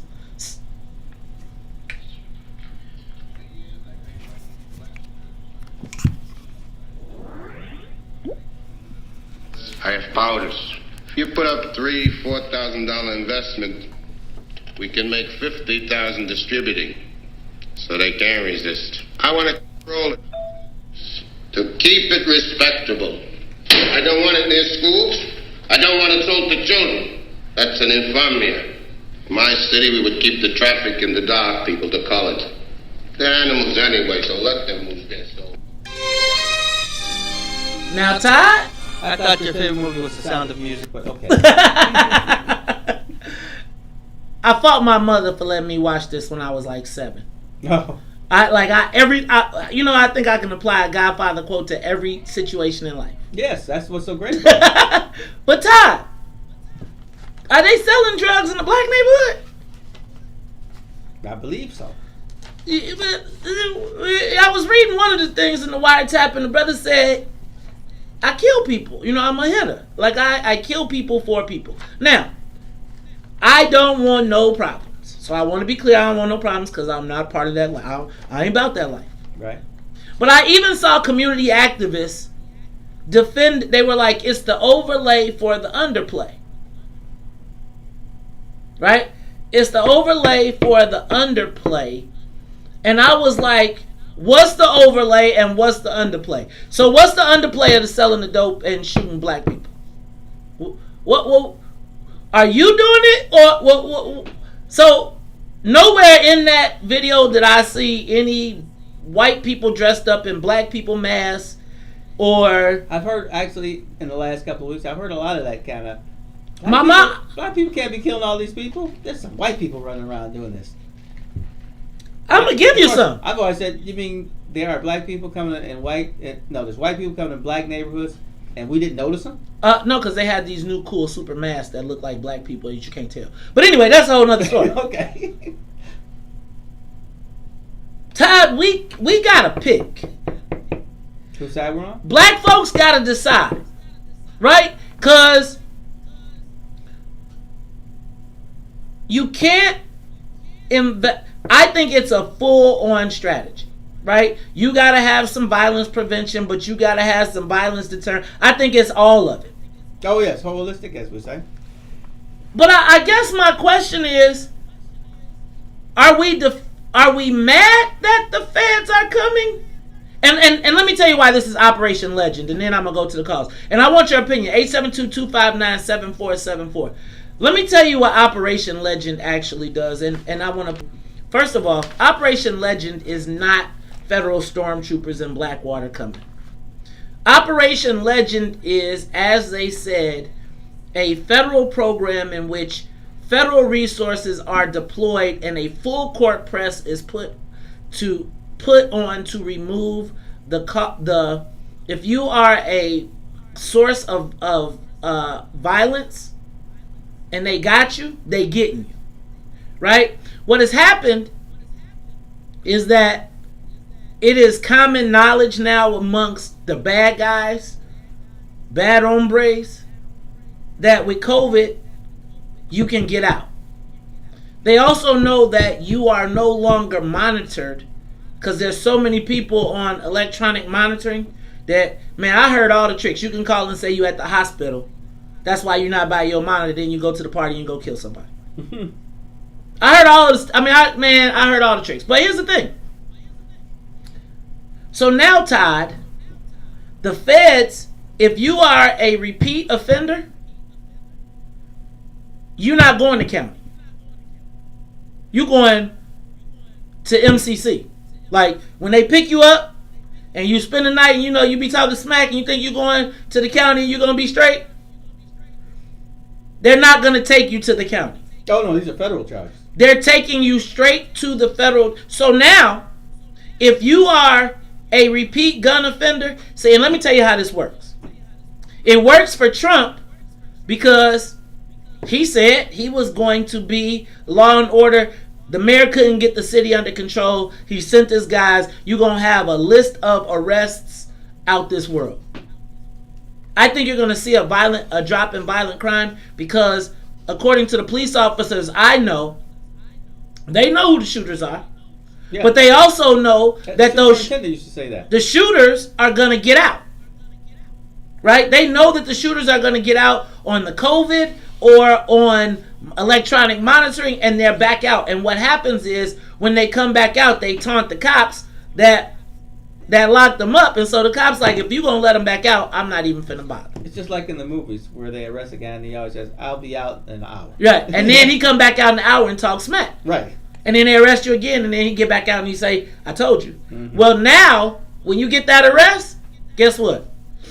You know how you thought you was going to the county? If you offender number 2, you going to the MCC.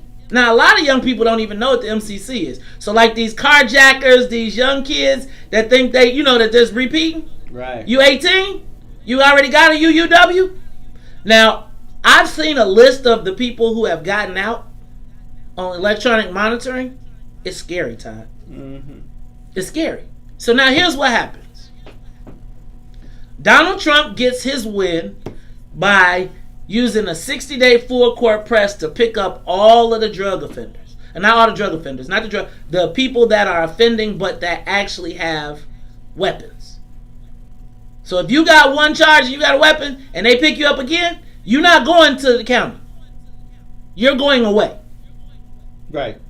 And the cops are like, we take you, and we will not see you for a while. We won't see you for a while. And the feds don't lose cases, and they definitely ain't losing them against no low-level gun offender. Right. So they locking people up. Okay? Now at this point, you got to make a decision. And we as a community got to make a decision. We have to either say we're going to allow these people to continue to sell drugs and shoot, murder, and kill. And I don't want to absolve the government, because how y'all passed these cannabis licenses and didn't give us NAM 1? I'm just saying. Hey, the way I see it is, no. The people who make noise on the internet and all that stuff, they're not the citizens who are going out vote and all that kind of stuff. Exactly. They don't have that kind of. I agree. So now you got the people. So the president wins because he got a whole list of people that they can just go lock up right now. They know. Right. They know. Like, you already got your charges.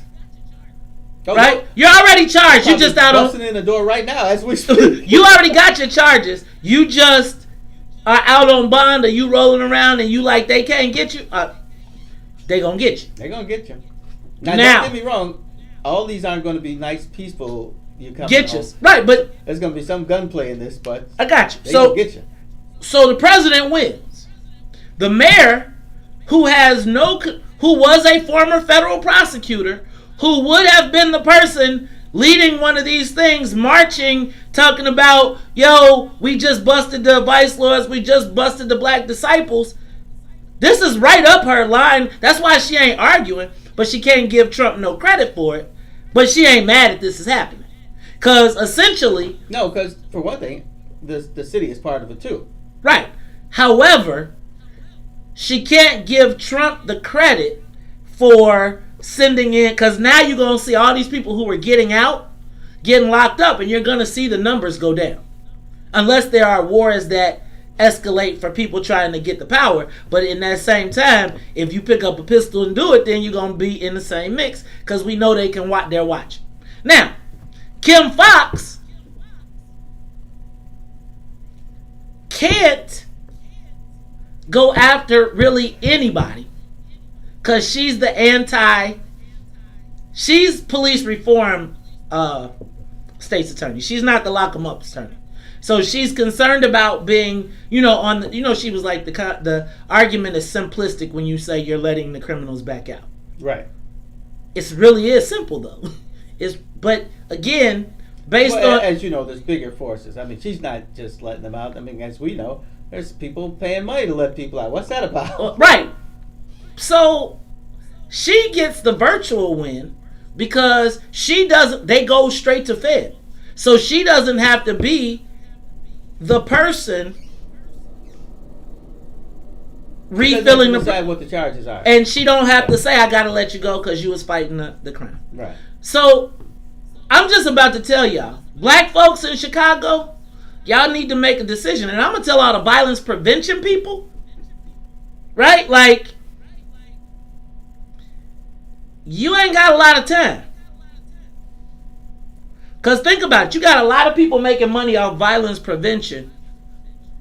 You got a lot of people making money off of violence prevention that didn't get it stopped. They said interaction. What happened when all the violent people are locked away? They're going to have to create some more to keep the money flowing. I mean, that's a lot of grants. That's a lot of jobs. That's a lot of people. I mean, you think about it. You take away the violence prevention money, the unemployment in the black neighborhood going to go way up. You laughing? Well, last summer I did meet like 5 people who were doing that. I was like, who are you with? I'm saying the state is awarding millions of dollars to groups right now as we speak. Even that cannabis money is going to violence prevention organizations. It's not going to economic development organizations. Which is what I call violence prevention. Right. So now, guys, are we going to still roll with the Robin Hood theory? Are we going to allow people to continue to hold open air drug markets and accept that as normal? Let's go to the phone lines. We got calls? Let's go to the live line. Give us a call, 872-259-7474. Who's on the live line? Yo, you there? Sound like Brother Ball. Hello? You there? Hello. Talk. What's to it? We got you. What's up, man? Man, listen, I've been telling y'all to overplay for the underlay for years. So we know that Lori Lightfoot was an ex-Fed. Now look what's happening. Now the Feds get a welcome mat to come in. But I'm going to piggyback off what you said, Maze, when you said she can't give Trump any credit. You're absolutely right. The main reason is because he's a man. I'm going to leave y'all with that. May God bless you. You know what, Brother Bob, you ain't censored here. We can say what we got to say. I'm going to tell y'all what. I think that the mayor is quietly clapping. She cannot give Donald Trump the props for it. But they're a fight. A tete-a-tete, but I think they both win off this. Let's go to the next call. Caller, you're on the Maze Jackson Show. Ron, you're on the Maze Jackson Show. Ron, you ready? Come on. Ron, you ready? Hello? You there? Come on. You got a 3-second delay. Oh, okay. Can you hear me, Maze? Yes, talk. You just go ahead and talk. Yes, talk. Go ahead and talk. Okay, first of all, I want to agree with you, Maze, regarding that whole violence prevention thing. That's a racket, man. I mean, that's all that is. But one thing I want to ask both of you and Todd, what's your opinion when they say the feds sit back and watch these people for years, 2, maybe 3 years to build a case? Do they need that much time? Because you realize how much devastation, and then to realize how much money goes up to the top people. You know, but that's one thing. I want to get y'all's opinion on that. Thanks, guys. Go ahead, Todd. You start. Yeah, well, if you watch enough movies, you'll see that these cases take a long time because it's like everything. They're trying to build up. They want to go as high up the ladder as they can get. So in that, things actually have to happen. Then you try to follow the money, and you build a case by saying we saw him do this, that money went there. So, yeah, it's a lengthy process. I think it's a lengthy process that's being expedited. I think the feds are saying if you got a picture, you got somebody, you got enough, get them, right? Like, because again, if this guy's on the camera on the call talking about I'm a hitter, I go in and I kill people for him, right? And you got that on tape and you got a video to match it. right? Then you gotta guess that person is probably part of the violence that is happening. And usually the people that are hitters don't hit one person. No. They're hitters. So Right. you're gonna see a number of decrease. Right. Yeah. Let's go to the live line. Caller, let me help you understand. I'm gonna go to you. There'll be a 3-second delay, so you don't have to say hello, hello, hello. Go straight to your comment. Welcome to the Maze Jackson Show. Go ahead, Lewis. Lewis, did we lose you? Yeah, but we even missed Lewis's. He went Hello? directly in the dark. Oh, there he is. Go ahead, Lewis. You know what? He must turn his radio off, and he's like, Mailbox is full, and there is not enough space to leave a message. Okay, so we got more calls. All right, y'all. Look, let me tell y'all something. I think there is a Bible verse that my mom has over her door. I remember it because we used to have to say Bible verses before we could eat. Depending on what was for dinner, I couldn't remember what my Jesus Bible was. wept. Yes, that was the good one. It says, "Choose ye this day whom you will serve. As for me and my house, we will serve the Lord." Now, I'm not going to put that in Christian context. I'm going to put that in context of black people. We got to make a decision, y'all. And when I say we have to make a decision, we have to make a decision that says, are we going to continue to accept less than? Right? Like, I think that we can't glamorize open air drug markets. We cannot glamorize the sale of these products to our own people. We know the outcomes. We glamorize, we try to make it look nice, but when you got somebody peeing in your hallway, when you got somebody doing the dope fiend lean from Madison and Western all the way to Madison and Cicero, when you can't go to the gas station and you hearing rocks, blows, come over here, I got that loud, that has become normal. When you wonder why the Arabs act a certain way in the stores, let's just be clear. We know that there is a such thing as an element. Now, I'm not suggesting that everybody that's part of the element has to be eradicated, but I think we got to start coming up with some alternatives. Mm-hmm. Right? We can't keep using the excuse that the only out is to sell drugs, because we know that to sell drugs, it means it's going to come with violence. It's going to come with killings, and those killings are not going to go in other neighborhoods. Now, we can continue to glamorize, and every time we glamorize the people that are detrimental to our neighborhoods, and I'm not suggesting, we can use the Robin Hood analogy. Let's just make sure Robin is not robbing our hood. Hey y'all, this is the Maze Jackson Show. We'll be back, and when we come back, we are going to, you know what, we're going to talk about black suicide, and we're going to do it a little bit more official. We're going to have Lakedra Chavis. She's going to talk about black, you know, I used to say black people don't commit suicide. Apparently in Cook County, that's not the truth. Actually, our suicides are already topping last year's level, and we're 8 months in. We'll talk about it more when we come back. AM 1570, WBGX Harvey, Chicago. The Maze Jackson Show. We'll be back after this break. Call in. The Maze Jackson Show. 872-25. Okay.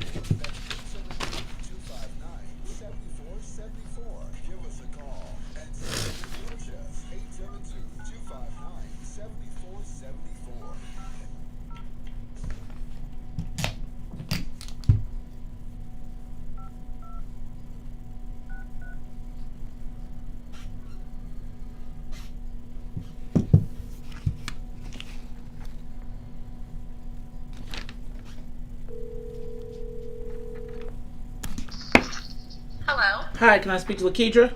Yes, this is Lakedra. Hey, it's Maze. How are you? Hold on. Can you hear me?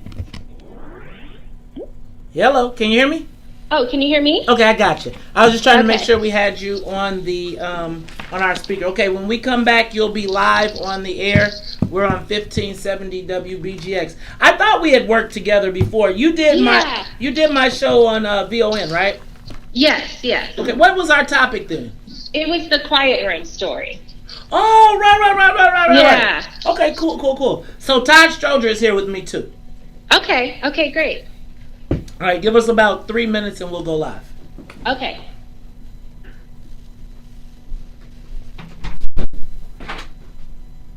Woo.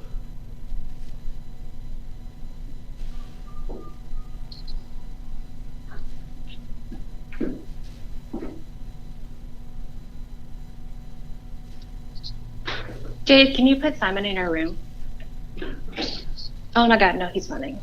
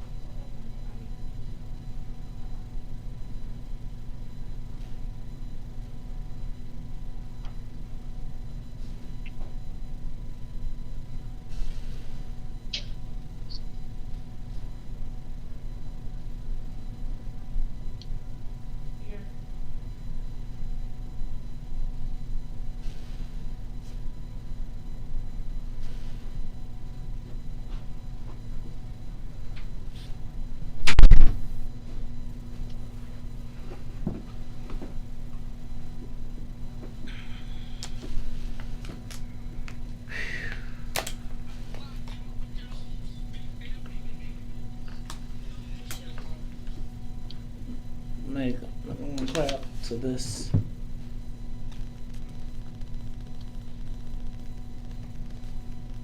It's been a long time.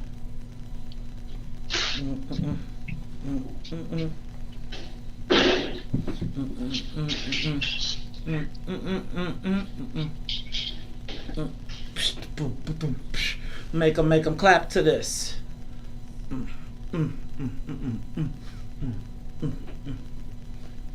I'm in the door. I said it before. I got it. They inviting me. Off my coat, clearing my throat.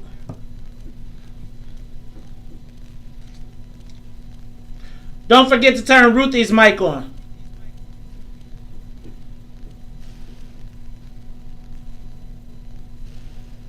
Wiz and RB, make them clap to this. Clap to this.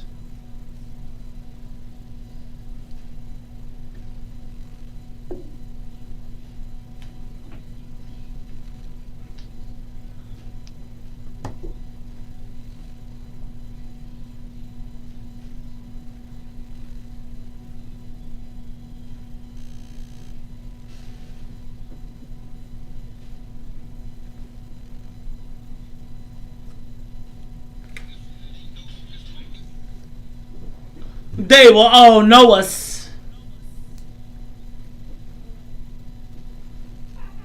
Now to follow.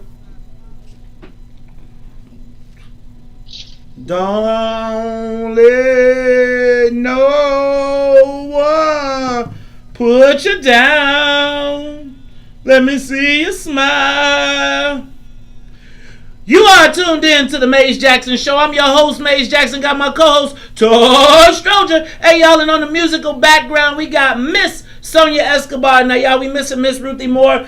She'll be back tomorrow because she got to put Todd back in check. I think I'm going to instigate.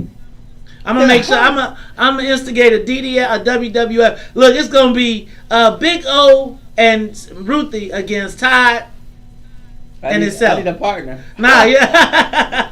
Alright, y'all. Hey, y'all. I'm going to tell you what. I remember growing up, I grew up in Bolingbrook, and I believe that there were a few suicides of our classmates while I was in high school.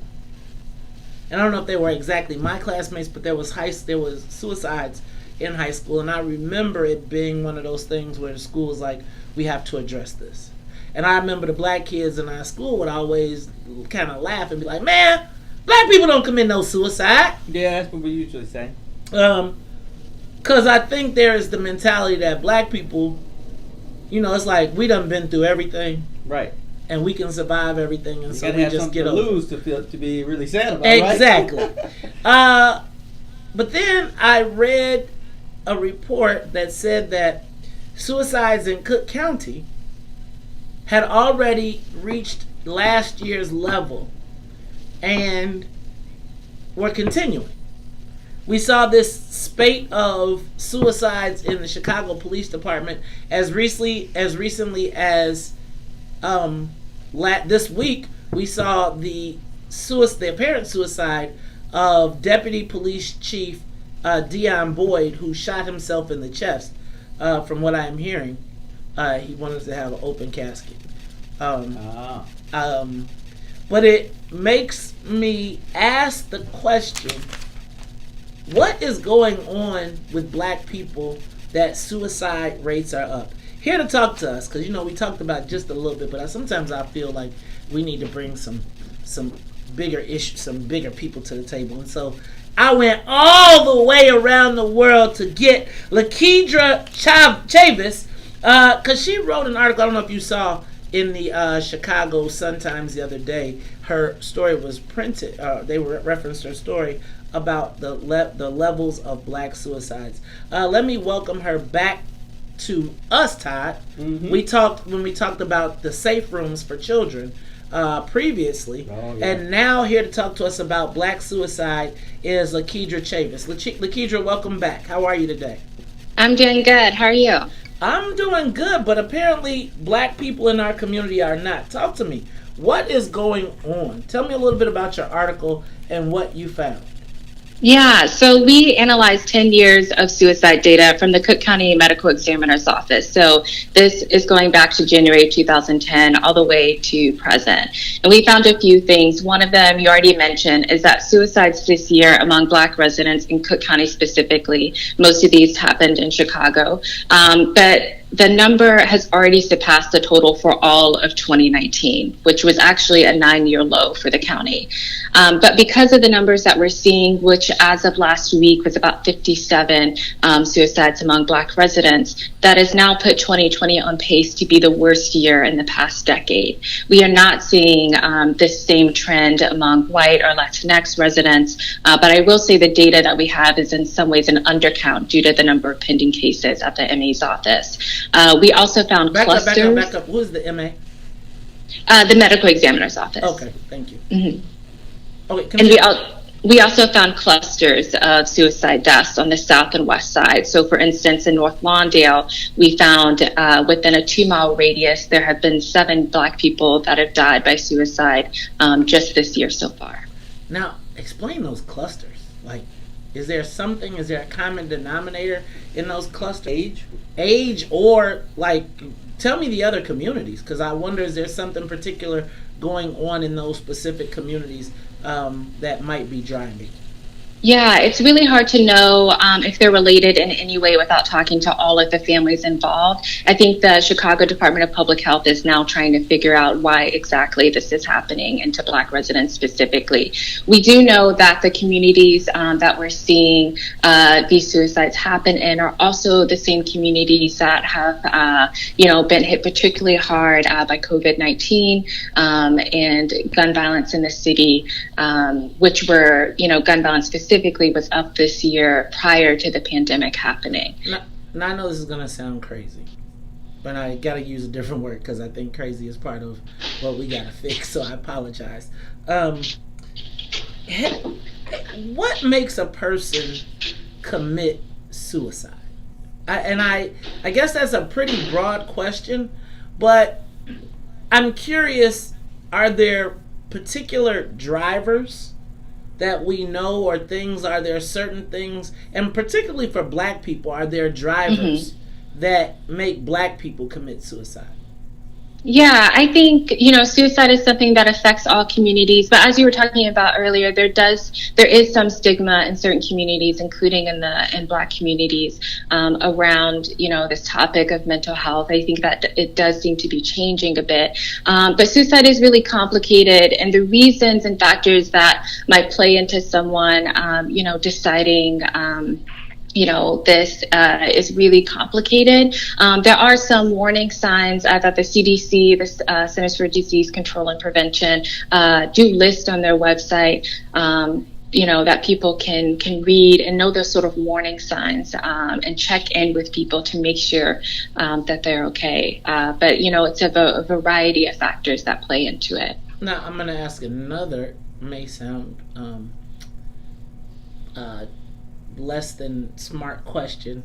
How do you determine what is a suicide? And the reason I'm going to ask this is because and a while back I recall them classifying people like self-inflicted wounds, but also people confronting police knowing that it would end in their death. Are there, how do you define or classify a suicide, and how do they determine if something is a suicide? Yeah, so I spoke to the medical examiner, the chief medical examiner, about how they determine whether the manner of death in a case was a suicide. And they say they look for things like, if there was a sign of a struggle, if someone left a note, not everyone does, to determine whether there were any outside factors, or if it seems like the person might have died by suicide. So those are a couple of things that the medical examiner's office looks at in these cases. Now, we recently saw the death, and this wasn't covered in your article, but I'm curious for your insight.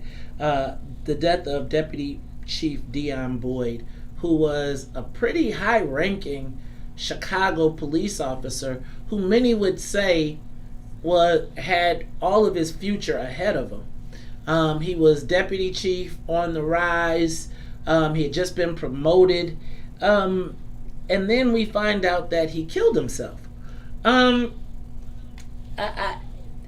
Is there any particular stress associated with police officers? Because we've seen a rash of police officers killing themselves here, particularly in Chicago. Yeah, I think the Chicago Police Department, as outlined in that Department of Justice report, does have one of the highest suicide rates for police departments in the country. I can't speak specifically to that case, but I will say that, the CDC is doing weekly surveys. It's the household pulse survey, and according to their data, symptoms around depression and anxiety are up among Black Americans in general since the pandemic began. And they, that has continued after the death of George Floyd. So yeah, it's, I think things around depression and anxiety coupled with isolation, researchers say that does put people at a higher risk of suicide and suicide ideation, suicidal thoughts. Now, Lakedra, let me ask you, you mentioned COVID. What role does COVID-19, 20, and 21 now apparently play in suicide? Does that have anything to do, are they making any correlations between that and what is happening now? Yeah, so the researchers and mental health professionals that I spoke to say in some ways it's too early to tell because we're only halfway through the year, sort of halfway into COVID-19, and that you will likely see the full ramifications a year or two from now in terms of the mental health stressors. But we already know that because of COVID-19, things like job loss, unemployment, food security have all gotten worse since the pandemic began, and especially for Black Americans. So these are all things that are, again, higher stressors for people that makes their mental health more vulnerable. And we also know things like isolation does put people at a higher risk as well. So what other key findings did you have in your story that you think people need to know? Yeah, so one of the things that I also found is that, you mentioned stigma earlier, and while there is stigma in certain communities, in the Black community and the Latinx communities as well, the bigger issue is actually there's a barrier to access in terms of getting treatment, of knowing where to get it, and actually being able to get in a timely manner, not having to sit on long wait lists. The city does have 5 publicly funded mental health clinics that they say do not have wait lists, but again, these are clinics that are serving all of Chicago, which is nearly 3 million people. So there are people, Black mental health professionals, especially in the city, that are working to help. Their clientele has doubled, but they really stress that, the existing services as they are just not enough to handle the need that they are seeing, right now. I don't know, Lakedra, did you see the mayor and Dr. Allison Arwady talked about restructuring the model for mental health, and they said that the clinics were no longer necessary, that they were going to they created this model where they would connect the network of providers and maybe go-to people. Have we seen that roll out, and has it been effective? Or are the clinics, have we seen effective rollout of mental health strategies in a time when we know we need them? Not that I am aware of from talking to people, for this story, mental health advocates, people who are working in this field, working with clients every day. I know that the department the Chicago Health Department is working towards connecting those services, as you mentioned, and Mayor Lightfoot reiterated this in a press conference earlier this week. But again, the people that I spoke to say that is just not enough to handle what they're seeing right now. And then my other question is, you mentioned that those clinics are for 3 million people, but we see an intensive rate of suicides in the Black community. Have we seen any specialized programs? Have we seen any specialized attempts to address this with mental health professionals on a larger scale, not just individuals, but as the city? Have they recognized these facts and gone after it, or do they kind of speak of it in general terms? So I asked a deputy commissioner from the Chicago Department of Public Health this when I was reporting the story, and they said that the city is planning on issuing requests for proposals that would help build mental health services in some of these communities with the highest needs. So some of the communities I was talking about earlier on the south and the west side of the city. But of course, that will take months to put into place. So in terms of immediate ways to address the issue, there has not been, from what I'm seeing, plans in the immediate, so in the next couple days, in the next weeks. And have we heard of any type of plans to fund additional mental health services? I often hear that mental health is a priority, and we know that under this COVID-19 and not COVID-19 through 21, that mental health services, we're going to need funding. There's budget crunches. There is money is going to be, we're right now looking at a $700 million deficit, 700, and we still don't know if we've got the 200 million back from the feds, which makes it $1 billion hole that we're looking to get out of now. How do they anticipate funding these additional services? Yeah, so the city did receive some money from the CARES Act and the Community Development Block Grant to address mental health services. So that's about $10 million, and $1 million of that will go to suicide prevention, outreach, and services. So they say they do have funding to address it. Whether or not it's immediate, I think people are still waiting to see that. In addition to this, the city does say that it is, expanding psychiatry services at some of these, at its existing publicly funded mental health clinics. But that's what they're saying right now in terms of funding. And when they talk about funding these additional services, well, I'm going to let the funding go because we know that we've got challenges. So let me ask a question. What I need to know, are there signs that you need help? And then finally, how do we change the stigma around mental health, particularly in the Black community? Because I'm going to tell you, as a Black man, if I feel like I don't think Black men have yet been allowed to express that they're depressed, that they're sad, that they're anything but mad.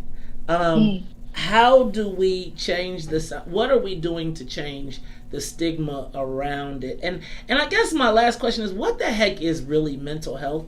Like, I know what physical health is. You eat, you do, like, but how do you work on your mental health? Yeah, so there are things like therapy, meditation, learning how to have, good coping skills when there's stress in your life. I can share some resources if you want for please. people. Yeah. So there are a few, and these are national resources. Okay. So things like therapyforblackmen.org and therapyforblackgirls.com. These are massive directories that can connect people with Black therapists, mental health professionals, if they are seeking help. There's also NAMI Chicago, which is the National Alliance on Mental Health and Illness, which has a free helpline as well. And then for Chicago specifically, there's the Black Mental Health Directory, which again is Chicago specific. So there are some resources that can connect people with Black mental health professionals. Okay. Todd, you got any questions? No. Well, I Todd guess I do have seems one kind of question. depressed, though. Are most of these suicides, are these adults? Yeah, so most of them are men, and most of them are adults. We are seeing an increase halfway through the year when we look at the previous decade, an increase in suicides for people who are 30 years and under. And the youngest person to die by suicide was a 9-year-old who passed away shortly after the July 4th weekend. Yes. Last one. What role does seeing all of these murders and assaults of Black people and lynchings on TV play in this process? Yeah, so the researchers that I spoke to say it definitely has a role, right? Like you're witnessing trauma over and over again, especially on social media. And one clinician that I spoke to, counselor that I spoke to, who works here in Chicago, said that after the video of George Floyd, went online and people were seeing it, that the conversation among his Black clientele specifically, and especially for men, just completely changed. And that, it seemed to open up a lot of unspoken, unaddressed trauma that they had just around, being a Black man in America. Okay. All right. Well, you know what, Lakedra, I'm going to tell you what. First of all, I always appreciate your articles. And what I want you to do is to make sure that when you got a good story that you call us up, and we'll try and make sure that we feature it here on the show. Tell people how they can find this article and all of your other writings. Yeah, so you can find this article on the Chicago Sun-Times, who we co-publish with. I am now a reporter at The Trace, which is a national nonprofit newsroom that covers gun-related issues. So you can find me at The Trace as well. We will find you, and we'll keep looking for you. Keep continuing to do good journalism, and make sure that when you got good stories, you call us first. Okay, thank you. Hey, we appreciate you having us. That is Lakedra Chavis. She is with The Trace, but you make sure you check out her article on Black suicides. Look, y'all, when we come back, I'm going to take a quick break, and when we come back, the mayor calls for unity. Even as I don't know if, I guess my question now becomes, do we want unity? And if we do, at what price? See, I think they can unify us to all sing Kumbaya, but if there's nothing in it for the Black people, then why do we go along just to get along?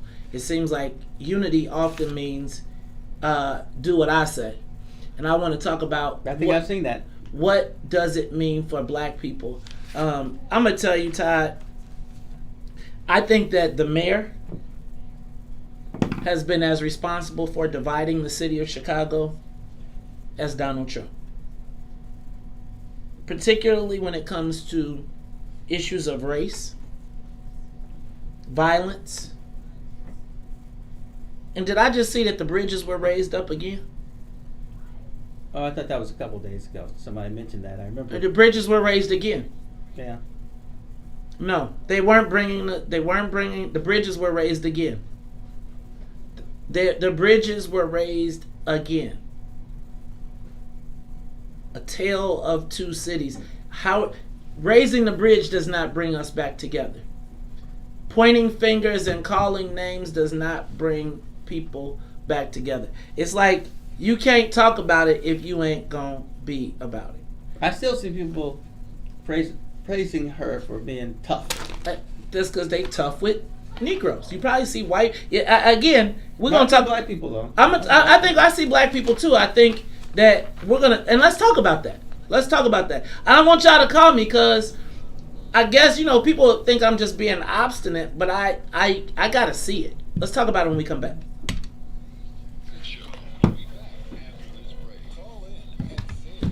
Say it with your chest. 74. That's 872-259-7474. Give us a call and say it with your chest. 872-259-7474. Woo!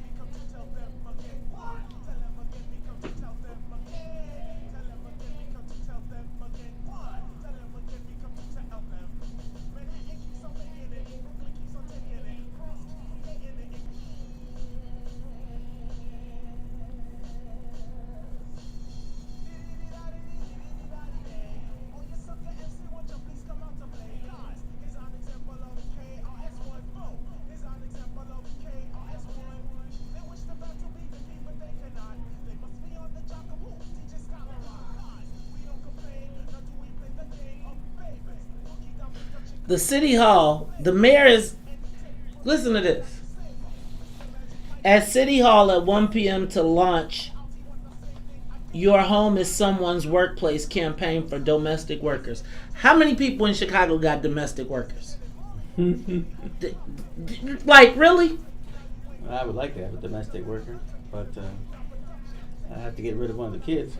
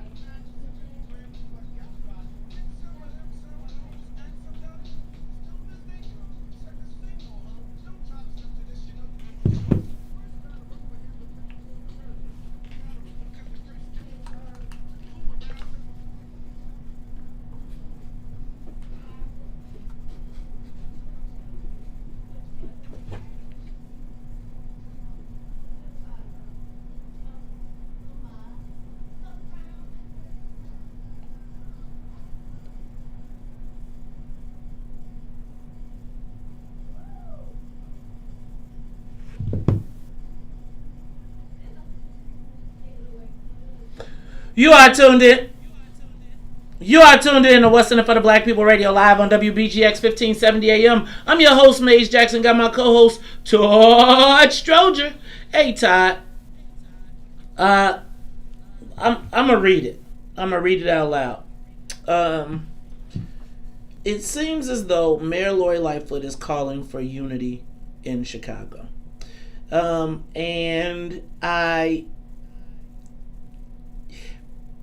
It seems like it's a why can't we all get along moment. But I'm not exactly sure what black people get out of unity. Right. What does that mean for us? So yesterday the mayor was launching her census. She did a bait and switch. She basically said she was having a census, a meeting for census, to get the census out. To turn people out, because Chicago is one of the worst census cities in the country. Right, our response is like 50%.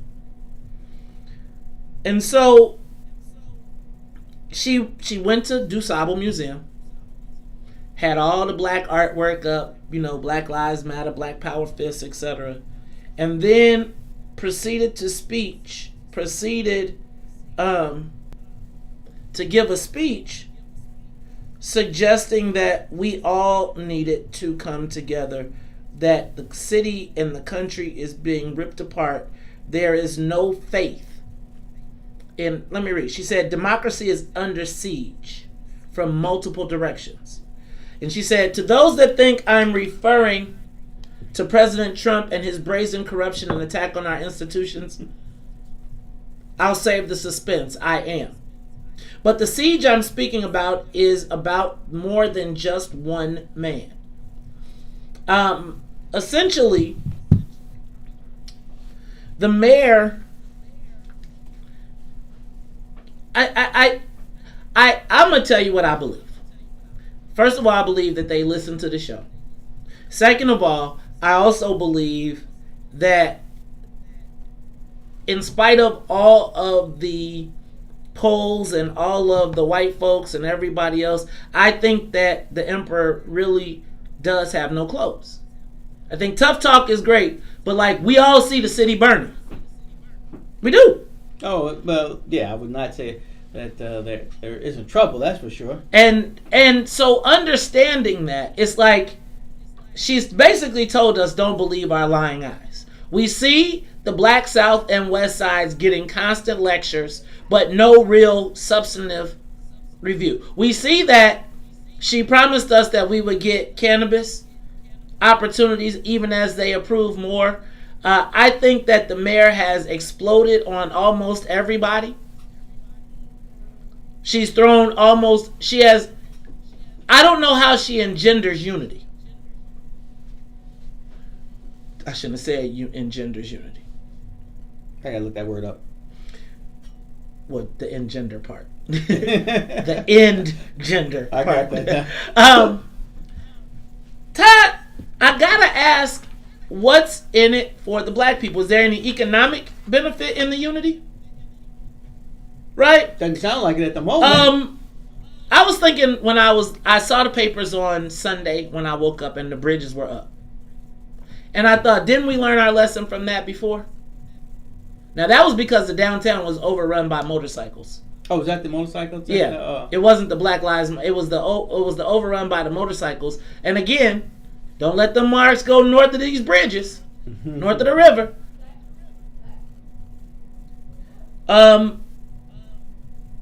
What issues has the mayor been for black people that we should unify behind? Beyond giving of the violence prevention money. We hear about this Invest Southwest. We heard about the racial rapid response team. But have we seen anything substantive happen for black people under this mayor? Mace, I'm kind of in your camp, I believe. I'm all for economic justice. And without economic justice, there is no justice. So until we see some capital outlays and such, we're going to always have trouble. When has the mayor been in the fight for us? You know what people? Well, I shouldn't say people. You know what I always think that, that the mayor's office always thinks is that, you know what, you guys have TIFs. You use that money, and I'll be on board. But we don't get any relief from any other places that somebody could go and get a loan to redo a business and make it their own. That's what we're missing. Todd. So, as we think about this mayor's call for unity, I want you to ask. What if she called Ray? But think about that. That should have been our first call. But play that clip again. Play the clip again. And this is the same mayor that told the President of the United States, F you. Right? I mean, think about this. And I believe I said, people like her tough talk. Well, that tough talk. Some people do.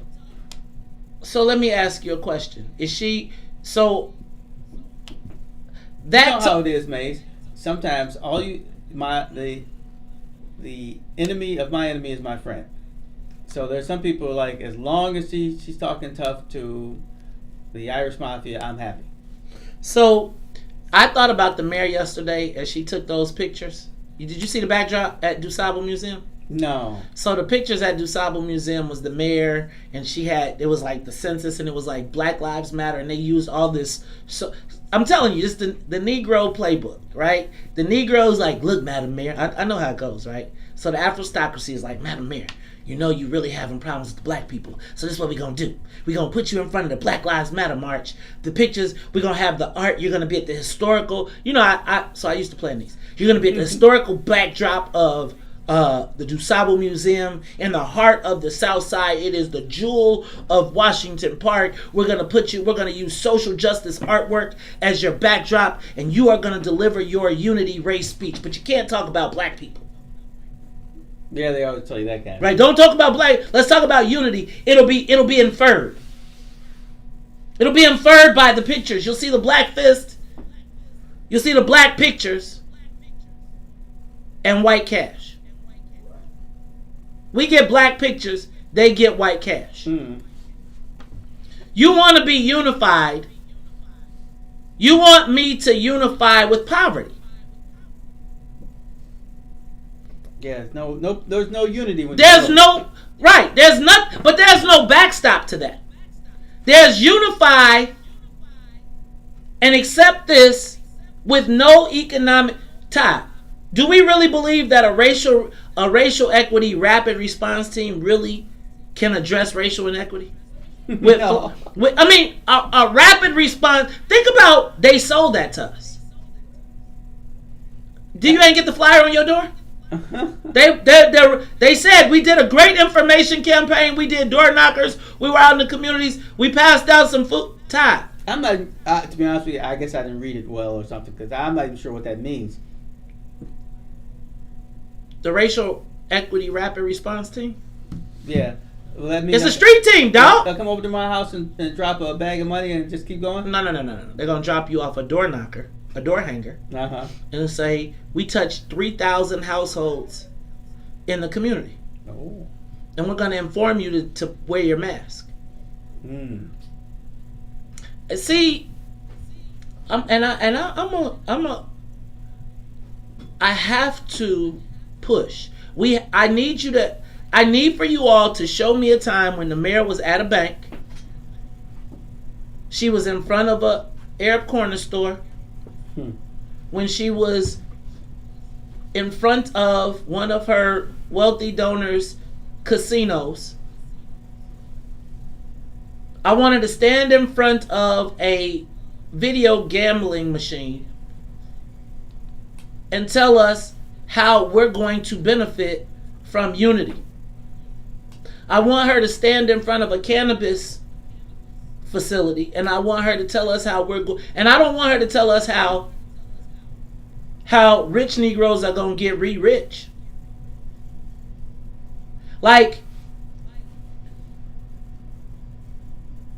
she mentioned revolutions. And I'm telling you that I believe there is one brewing here. I think that black people are starting to recognize, Todd, that there's not a benefit to having a black elected official. You tell me what the benefit of black people having Mayor Lori Lightfoot is right now. Well, mate, you know my theorem, and that is, unless you elect a mayor from the south or west side who has grown up in the neighborhood or at least lived there for 30 years, they will not feel the same pain that you feel. So, Todd, what do we unify with? What do we unify around? Like, here's my thing. The mayor tells us to unify and to get together, and she tells us we all need to work together. She says there's a lack of trust in government, and then waves her finger at ComEd and then says, I can't speak on Mike Madigan. No, I'm just saying. So, think about this, Todd. She done got... If you was outside with a mask on, she'll tell you to move along. Right. She got around, she turned around, she accused all the aldermen of being Ed Burke. Told him to clap. She has shamed everybody. Todd, we are not in our old places because we didn't just go along. Now, y'all can say it was direct, you can say it's indirect, but it is unify around what I say. We're not having conversations. You're having conversations.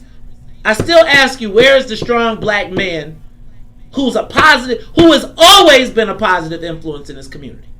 Not came back and taught you how to no. There's people who got it right the first time. That's not to denigrate anybody else, but what you don't want is a black man to tell you black man got a role in this. Right. They have gone out of their way to find every type of black man except a black man that will stand up for his family. I'm asking you, show it to me. Show it to me. Show me an example of right now in this city a black man from Chicago that has done it right, that still has his cojones that the mayor is telling us to unify with.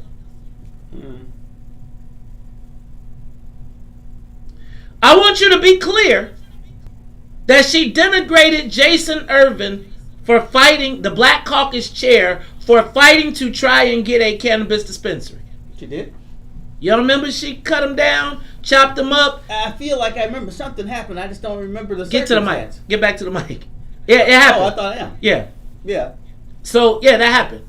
Remember, they were fighting and they said, let's block it, let's just delay it. Yeah. And she told him, and then she said, you're just being obstructionist, and then she cut him out. Oh, that's right. Right. I remember now, yeah. Man, remember when she told him that there was going to be no cannabis downtown? Yeah. Do you remember that? And now we opening up cannabis dispensaries everywhere? Everywhere. Remember when she told the aldermen that they couldn't have a say, and now black people mad at Alderman Burnett or Alderman who can't do nothing because y'all clapping as they sell your community away. Right. Right, like you said, and so I'm just telling you, who are the black people in the mayor's office that represent black people? So the people you voted for don't gotta vote. If you want to see, do you want to unify with the people? Let me ask the people in Pilsen and Little Village who, when they do they want to unify with the people that knocked the building down and dusted their whole neighborhood? Do we want to unify with the people that brought Latino street gangs to beat black people? We haven't. See, here's my challenge. It's like we want unity without acknowledging, without restitution. Like, Madam Mayor, you messed up. Like, we still ain't got no resolution. You managed to kill the situation with the Latino gang members being released on our black people, but there's still no resolution to that. Did we get a resolution? It just went away. Yeah, it just went away. Right? We made Mays and them go away. And it's like, what we want to do is mask the problem and then tell you that you're divisive, that you're attacking a black woman. But then y'all want to get up and claim John Lewis and say, good trouble. You want to tell us to move along. You want to tell us, you want to lecture us, and then say you can't speak on Mike Madigan?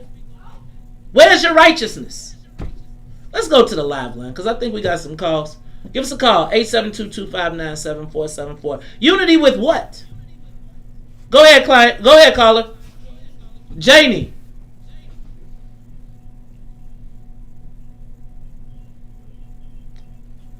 Caller. Go ahead. Yes. You found us. Thank you, Janie. What we need from the mayor of the city of Chicago is an executive order that will address, in the same way she put out an executive order to specifically support criminal entry immigrants in this country. We need an executive order from her when she looked at the west and the south side of Chicago to deal with those issues directly.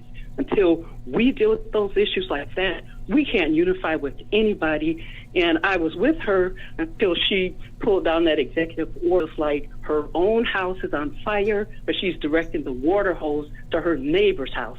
And the last thing, just real quick, when the white kids go down there during Lollapalooza and all the festivals, the edict is to keep them safe. Every black child is not out of control. Every teenager who's black who wants to go downtown and have a good time should not feel threatened and not want to go downtown, because all black kids are painted with that broad stripe. And I'm really upset with Ms. Lightfoot, because she should do better. She knows better, and she knows what our community needs. It's a deficit that, if you can consider, building for illegal immigrants, surely you can consider building for the people who built this country but are maligned on every side. Oh, and I'm so glad you found us, and I'm glad you made the switch. Can you do me a favor? Can you tell the rest of your neighbors to make the switch too? Tell all your people I appreciate you. Caller, I'm gonna take your call. So right now I'm telling you, you don't have to say hello. Can you hear me? Man song is gonna go. You got a 3-second delay, but start talking now. Yeah. Hey, man song. Can you hear me? Yes. Yeah, can you hear me? Yes. Okay, I'm not gonna say yes again. I just want to say we got you, brother. Come on. Disgruntled with the mayor. We had the reparations commission, and she made some tricks and substituted what we were trying to do. That's in Cobra and other forces, Alderman Sawyer, and made it a subcommittee in the Health and Human Services Committee and defunded it. Mm-hmm. So we need her to tell black folks why she did that against our best interests. See, again, she wants you to be unified, though. What black person is against reparations? Now, I'm saying besides ADOS. But, hello? Caller, you on the Maze Jackson show. Johnny from Hyde Park. Johnny from Hyde Park, where my ribs? Johnny? Uh-oh, looks like we lost Johnny. He ran out of gas. He was like, I can't talk to him without them ribs. Them ribs I want the beef ribs with the beef on them.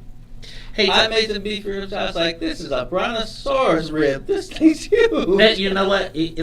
Some of the, you know why you don't really appreciate beef ribs? Because did you know Illinois is the ribeye capital of the country? No, I didn't know that. Yeah, Illinois is the ribeye capital of the country. And so essentially when you buy ribs in Illinois, they cut more meat off the bone, and the ribeye and the rib are connected. So the beef ribs you get here are often not good beef ribs. You don't get a little beef. It looks like if you get a beef rib, it looks like a pot roast on a stick almost, on a bone.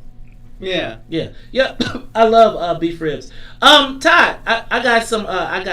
So can I traffic in a little? Ooh, I did cough, but that was me.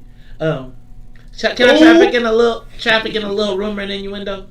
Why wouldn't I you? got the time. Okay, you got some time? You got time today?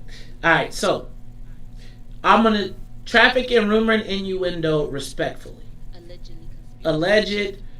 So I'm hearing that the suicide of Deputy Chief Boyd. I'm hearing that he shot himself in the chest. that he wanted to have an open casket. I'm hearing that there was a note. He was in his office? Yes, at home in Square, which I think sends a signal, right? I am hearing that he recently, after having been promoted, had some allegations placed against him by another member of the department. Now, I've been sent pictures of the person. I'm not going to publish the pictures. Mm-hmm. I have also been told that allegedly there was a phone call between him and the 5th floor, reaming him for the challenge that he was involved in. There were threats, apparently, I heard. Now, again, I'm not confirming this. This is just what I'm getting from my sources. Right. This is all alleged. Sounds like it could be a pretty bad conversation. Yes. Essentially, and we know how the 5th floor feels about the perception of extra, entanglements. Entanglements. Right? So there apparently was an entanglement involved. There was a conversation that the 5th floor did not enjoy the entanglement. There was a charge along with some other swirling circumstances that led to this moment. I think what's going to be interesting is if those phone calls were made. If the conversation between the 5th floor and the deputy chief occurred on the same evening of the suicide, I think there could be questions about, was he pushed? Was he triggered? Right? Like, kind of scary to have the most powerful person in the city call you up personally and talk to you about your love life. So I'm gonna let it be, but I'm going to tell you that this thing is going to be very interesting, to say the least. President Trump said he want to delay the election. Ooh, y'all, it's got to be trouble. Not gonna be trouble. He can say whatever he wants. That is supposed to be one of the beauties about our government, is it runs. Okay. So he can say whatever he wants. It's still gonna run without us. I told you, but he got. Because every state has its own sovereignty. Okay. States' rights. I hope they don't pick up no slaveries. Okay. Just. I hope so too. Okay. I just want to point out that there are more calls from Illinois House members calling for Speaker Madigan to quit. So now we're at 4. State Representative Costa Howard and Stephanie Kifowit are now calling on Madigan to quit. What I'm watching... I saw that Kifowit. She's from Aurora. I didn't see the other one. Costa Howard. Costa Howard is served... let me just say this. I think the charge is being led by women. Hard to strike back against women. Me too. Is the dam cracking? I'm just going to tell you. I would think so. The last people to the party, I guarantee you, will be black. And as they are the last people to the party to be black, they will be the last people to be considered to replace him. Somebody's got to take the knife. Somebody black has got to plunge the knife. Now, hey, I'm not. However, I'm with you in this one. I'm with you. The challenge with this is the white women will get to plunge the knife and live. Right. They will plunge. The black person will plunge the life, and they will do everything in their potential power to damage that person. I'm pretty sure I told you this story, but the way that Cecil Partee becomes the president of the Senate in 19 whatever that was, 74 or whatever, is that the independent black senators wouldn't vote for the Democratic candidate, who was some rich guy, I think from downstate. Okay. So in the end, Mayor Daley, because he controls just about everything, said, "All right, let's make the Negro." Yeah, let's make Cecil, and then we'll kill him in a year. Well, yeah. No, then they said, yeah, we'll leave him there, and then we'll bring him up here, and we'll make him into something else. They made him the city treasurer. But all those guys who made all the trouble, make sure they get nothing.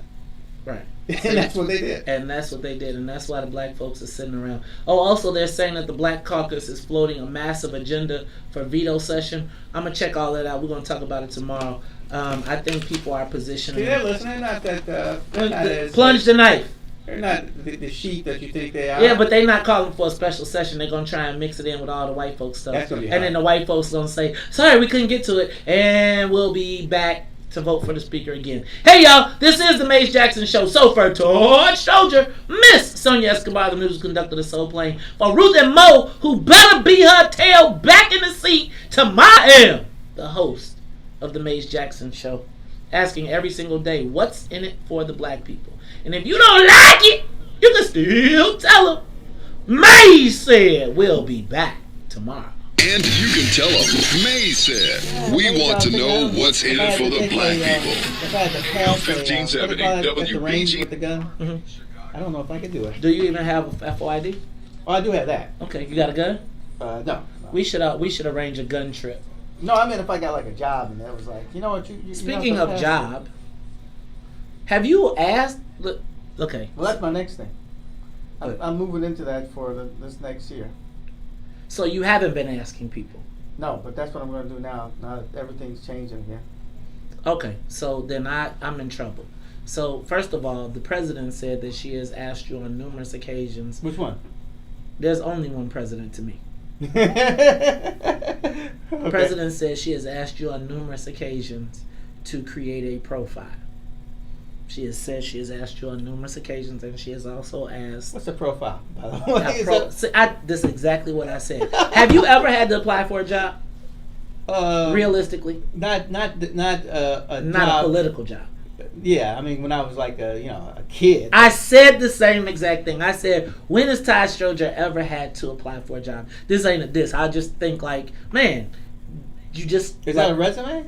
No. See? That's so funny. No, you got to go also, I'm 57. So. You got to go on the site, and you got to go in and put all your stuff in. I worked here, I did this, I did that, so that when they're... I did make a little LinkedIn thing. So, but no, you need to go to the board site and go fill out a profile. You have a tremendous resume, and I think, man, you should just do that. Huh. Oh, I'll do that. Right? Like, and so so first of all, let me offer a mea culpa, right? Like you need, because I know all of my guys know, right? Like everybody I know knows you need 3 years, right? Right. I think you got to make sure that you let more people know that you need 3 years, and then if after you have made sure that you let people know that you need 3 years, then if they don't get you to where you need to be, then we shame the shit out of everybody. But but the reality is everything has to be done in steps. But the reality, so let me just offer a full-throated apology to my beautiful and lovely wife, who yesterday had taken notes on the show and clearly told me that she had already told you numerous times.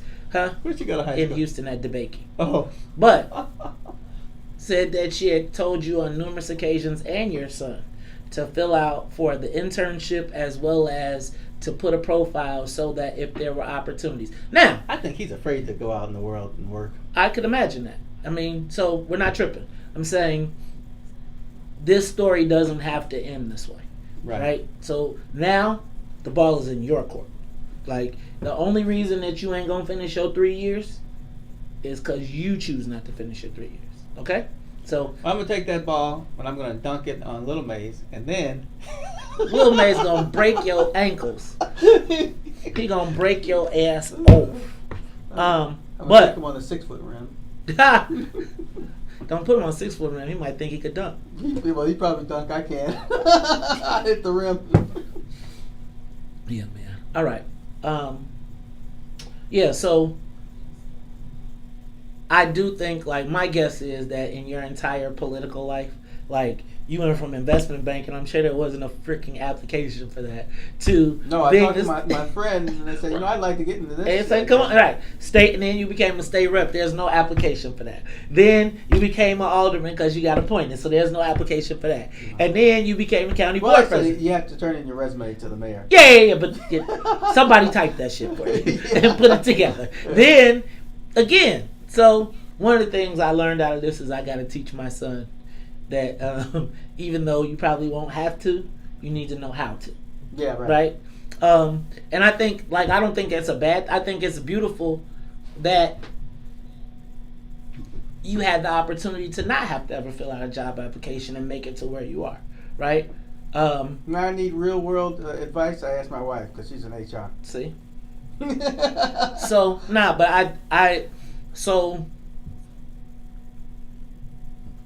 I do think that there are people who would help you get your 3 years. I think that you have to ask, you got to come out of your shell and let people know what you need. And I think that you could probably get that sooner rather than later. I think we have a platform that could force that issue anyway, right? I'm feeling pretty good about it myself lately. I'm feeling pretty good about everything lately. I'm telling you. Actually working, I think, actually helps you feel good. Man, when you got a purpose, you got something to get up, somewhere to be. It's like if you don't get up and get out and do something, then it's easy to wallow in your... When you get out in the world and you get your juices flowing and you start moving and you start seeing, you start shaking, it all pours into your system. Yeah. I think these 4 women, I think that... I thought Carol Marine had a very interesting thing in Paris Shuts. Like, he doesn't have to resign, but they gonna put, he has to be voted on in January. I heard them say that, but I was like, oh. Like, I mean, you could... It's coming up that quick. You could literally make that the single issue. You can't do it because, again, but you make them say, if y'all vote for... Like, again, I think... And what I think is happening now... I honestly thought, until this came out, I thought that he was going to go through the remap and that was it. But I think there's real trouble on the horizon for him in January. I think there's real trouble for him on the horizon in January. I think that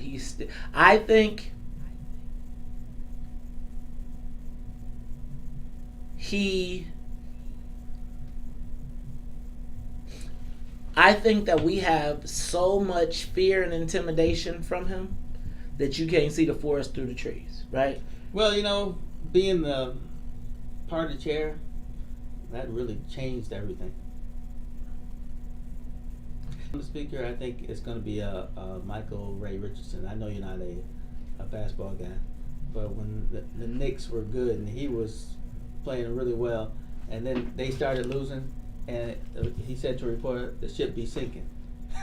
He said to a reporter, the ship be sinking. I think if Madigan's a speaker next time around, the ship will be sinking. It'll be rocky the whole way. I think if he's the speaker the next time, they're going to open up opportunities for Republicans in swing districts. I think that where you're seeing these shits happen is in the white places where the white people are like white people don't like Madigan either. I think the one thing Bruce Brown did... Because you know what? I always thought veto proof was never a very good thing for, at least not for black folks. I think Madigan... I think the one thing that Bruce Browner did was raise his anonymity. It's coming today. It'll come today. I think it was the same thing that hurt Bill Daley when he ran for mayor. Was that Local 150 had spent how many millions of dollars over the last few years raising, attacking Bruce Browner and Ken Griffin. And so then Bill Daley takes Ken Griffin's $2 million. Labor was like, we ain't even gonna get in the race.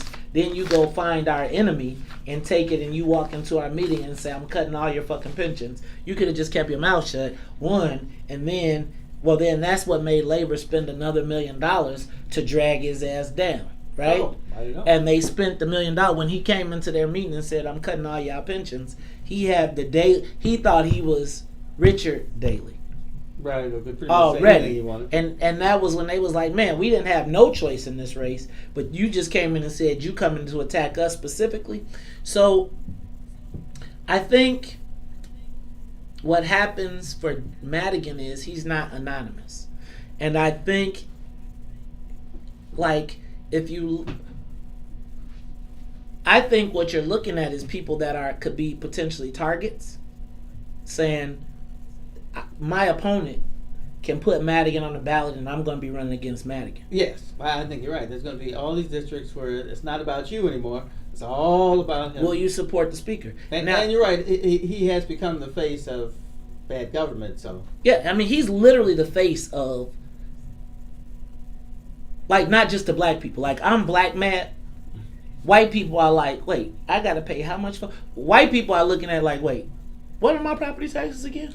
And this is actually, this drumbeat has been going a while because, Chris Kennedy was making that pretty much that same thing when he was running for governor. Yeah. That's right. As we well know, nothing lasts forever. The only question is, how does it end? Man, Joe, I'm going to just tell you. Hold on. Did you see yesterday the operators gave him $555,000? Like, think about that. Again? The operating injurators gave him $555,000. Holy moly! What? How long? What kind of period is that? One donation. Oh, jeez. It was an A1. Holy crap! That's amazing. That's a lot of money. That just tells you. Think about, and what we didn't talk about was the fact that think about Zalewski. I don't tell Marcus this, but I think about it all the time. I tell Marcus, I'll be your campaign manager and your grunt and everything else. You keep that money. Never talk to those guys again.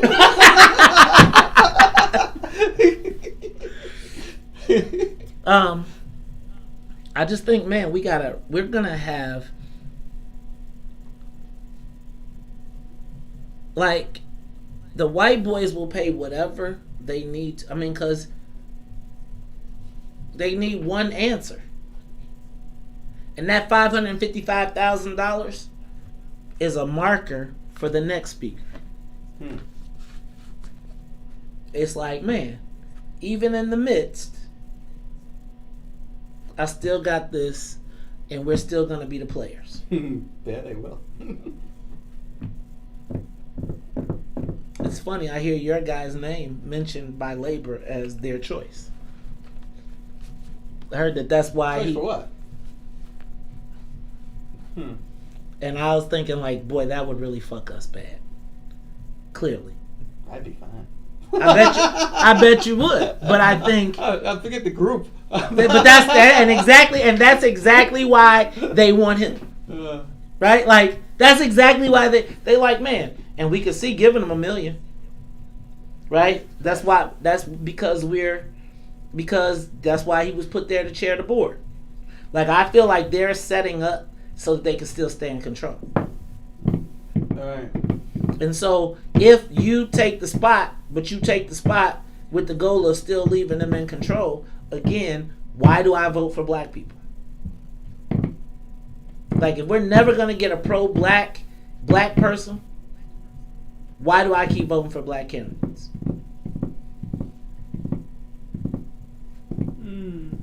But when you're the speaker, everything changes. But if you were trained to be an obedient servant, think about what George Washington Carver said, the miseducation of the Negro.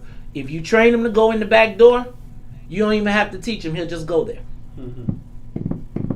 So instantly, he would concede his power to labor. So the first person he talks to is labor, not you. Yeah, but I can walk down the street. I got you. Right. And labor can say, you see this $500,000? Keep walking, nigga. Yeah, but in the end, I don't know. See, I got you, but if I get you what you're saying. If you don't see your own power, oh well, then you're powerless. Who sees their own power right now? Black, politically. Besides Lori and Tony. Yeah, well, and Tony ain't got no pants on. Ooh, I know that's an ugly thing.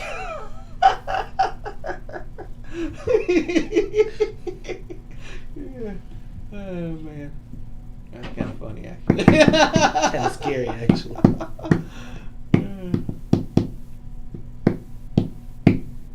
I assume one of those downstate black people would. They don't. Who you got downstate? All the people downstate are new. You got the remember. What's my man that was in the state rep from East St. Louis is new, and Jim Clybourne's person is new. Mm. Yeah. Well, maybe sometimes you need that, so you haven't been beaten into submission yet. Yeah, but you don't have the relationships to no, you don't the know. votes. Right. You don't know nobody yet. Nobody know you. Right. Carol Ammons is anti the establishment, so they ain't gonna want her because she too militant. Right. Hmm. But I bet you the person that told you that the leg up was going to the other person don't even see. Like, if that was the person who told you had the leg up. No. Okay, good. Okay, good. Well, it wasn't. It was. Well.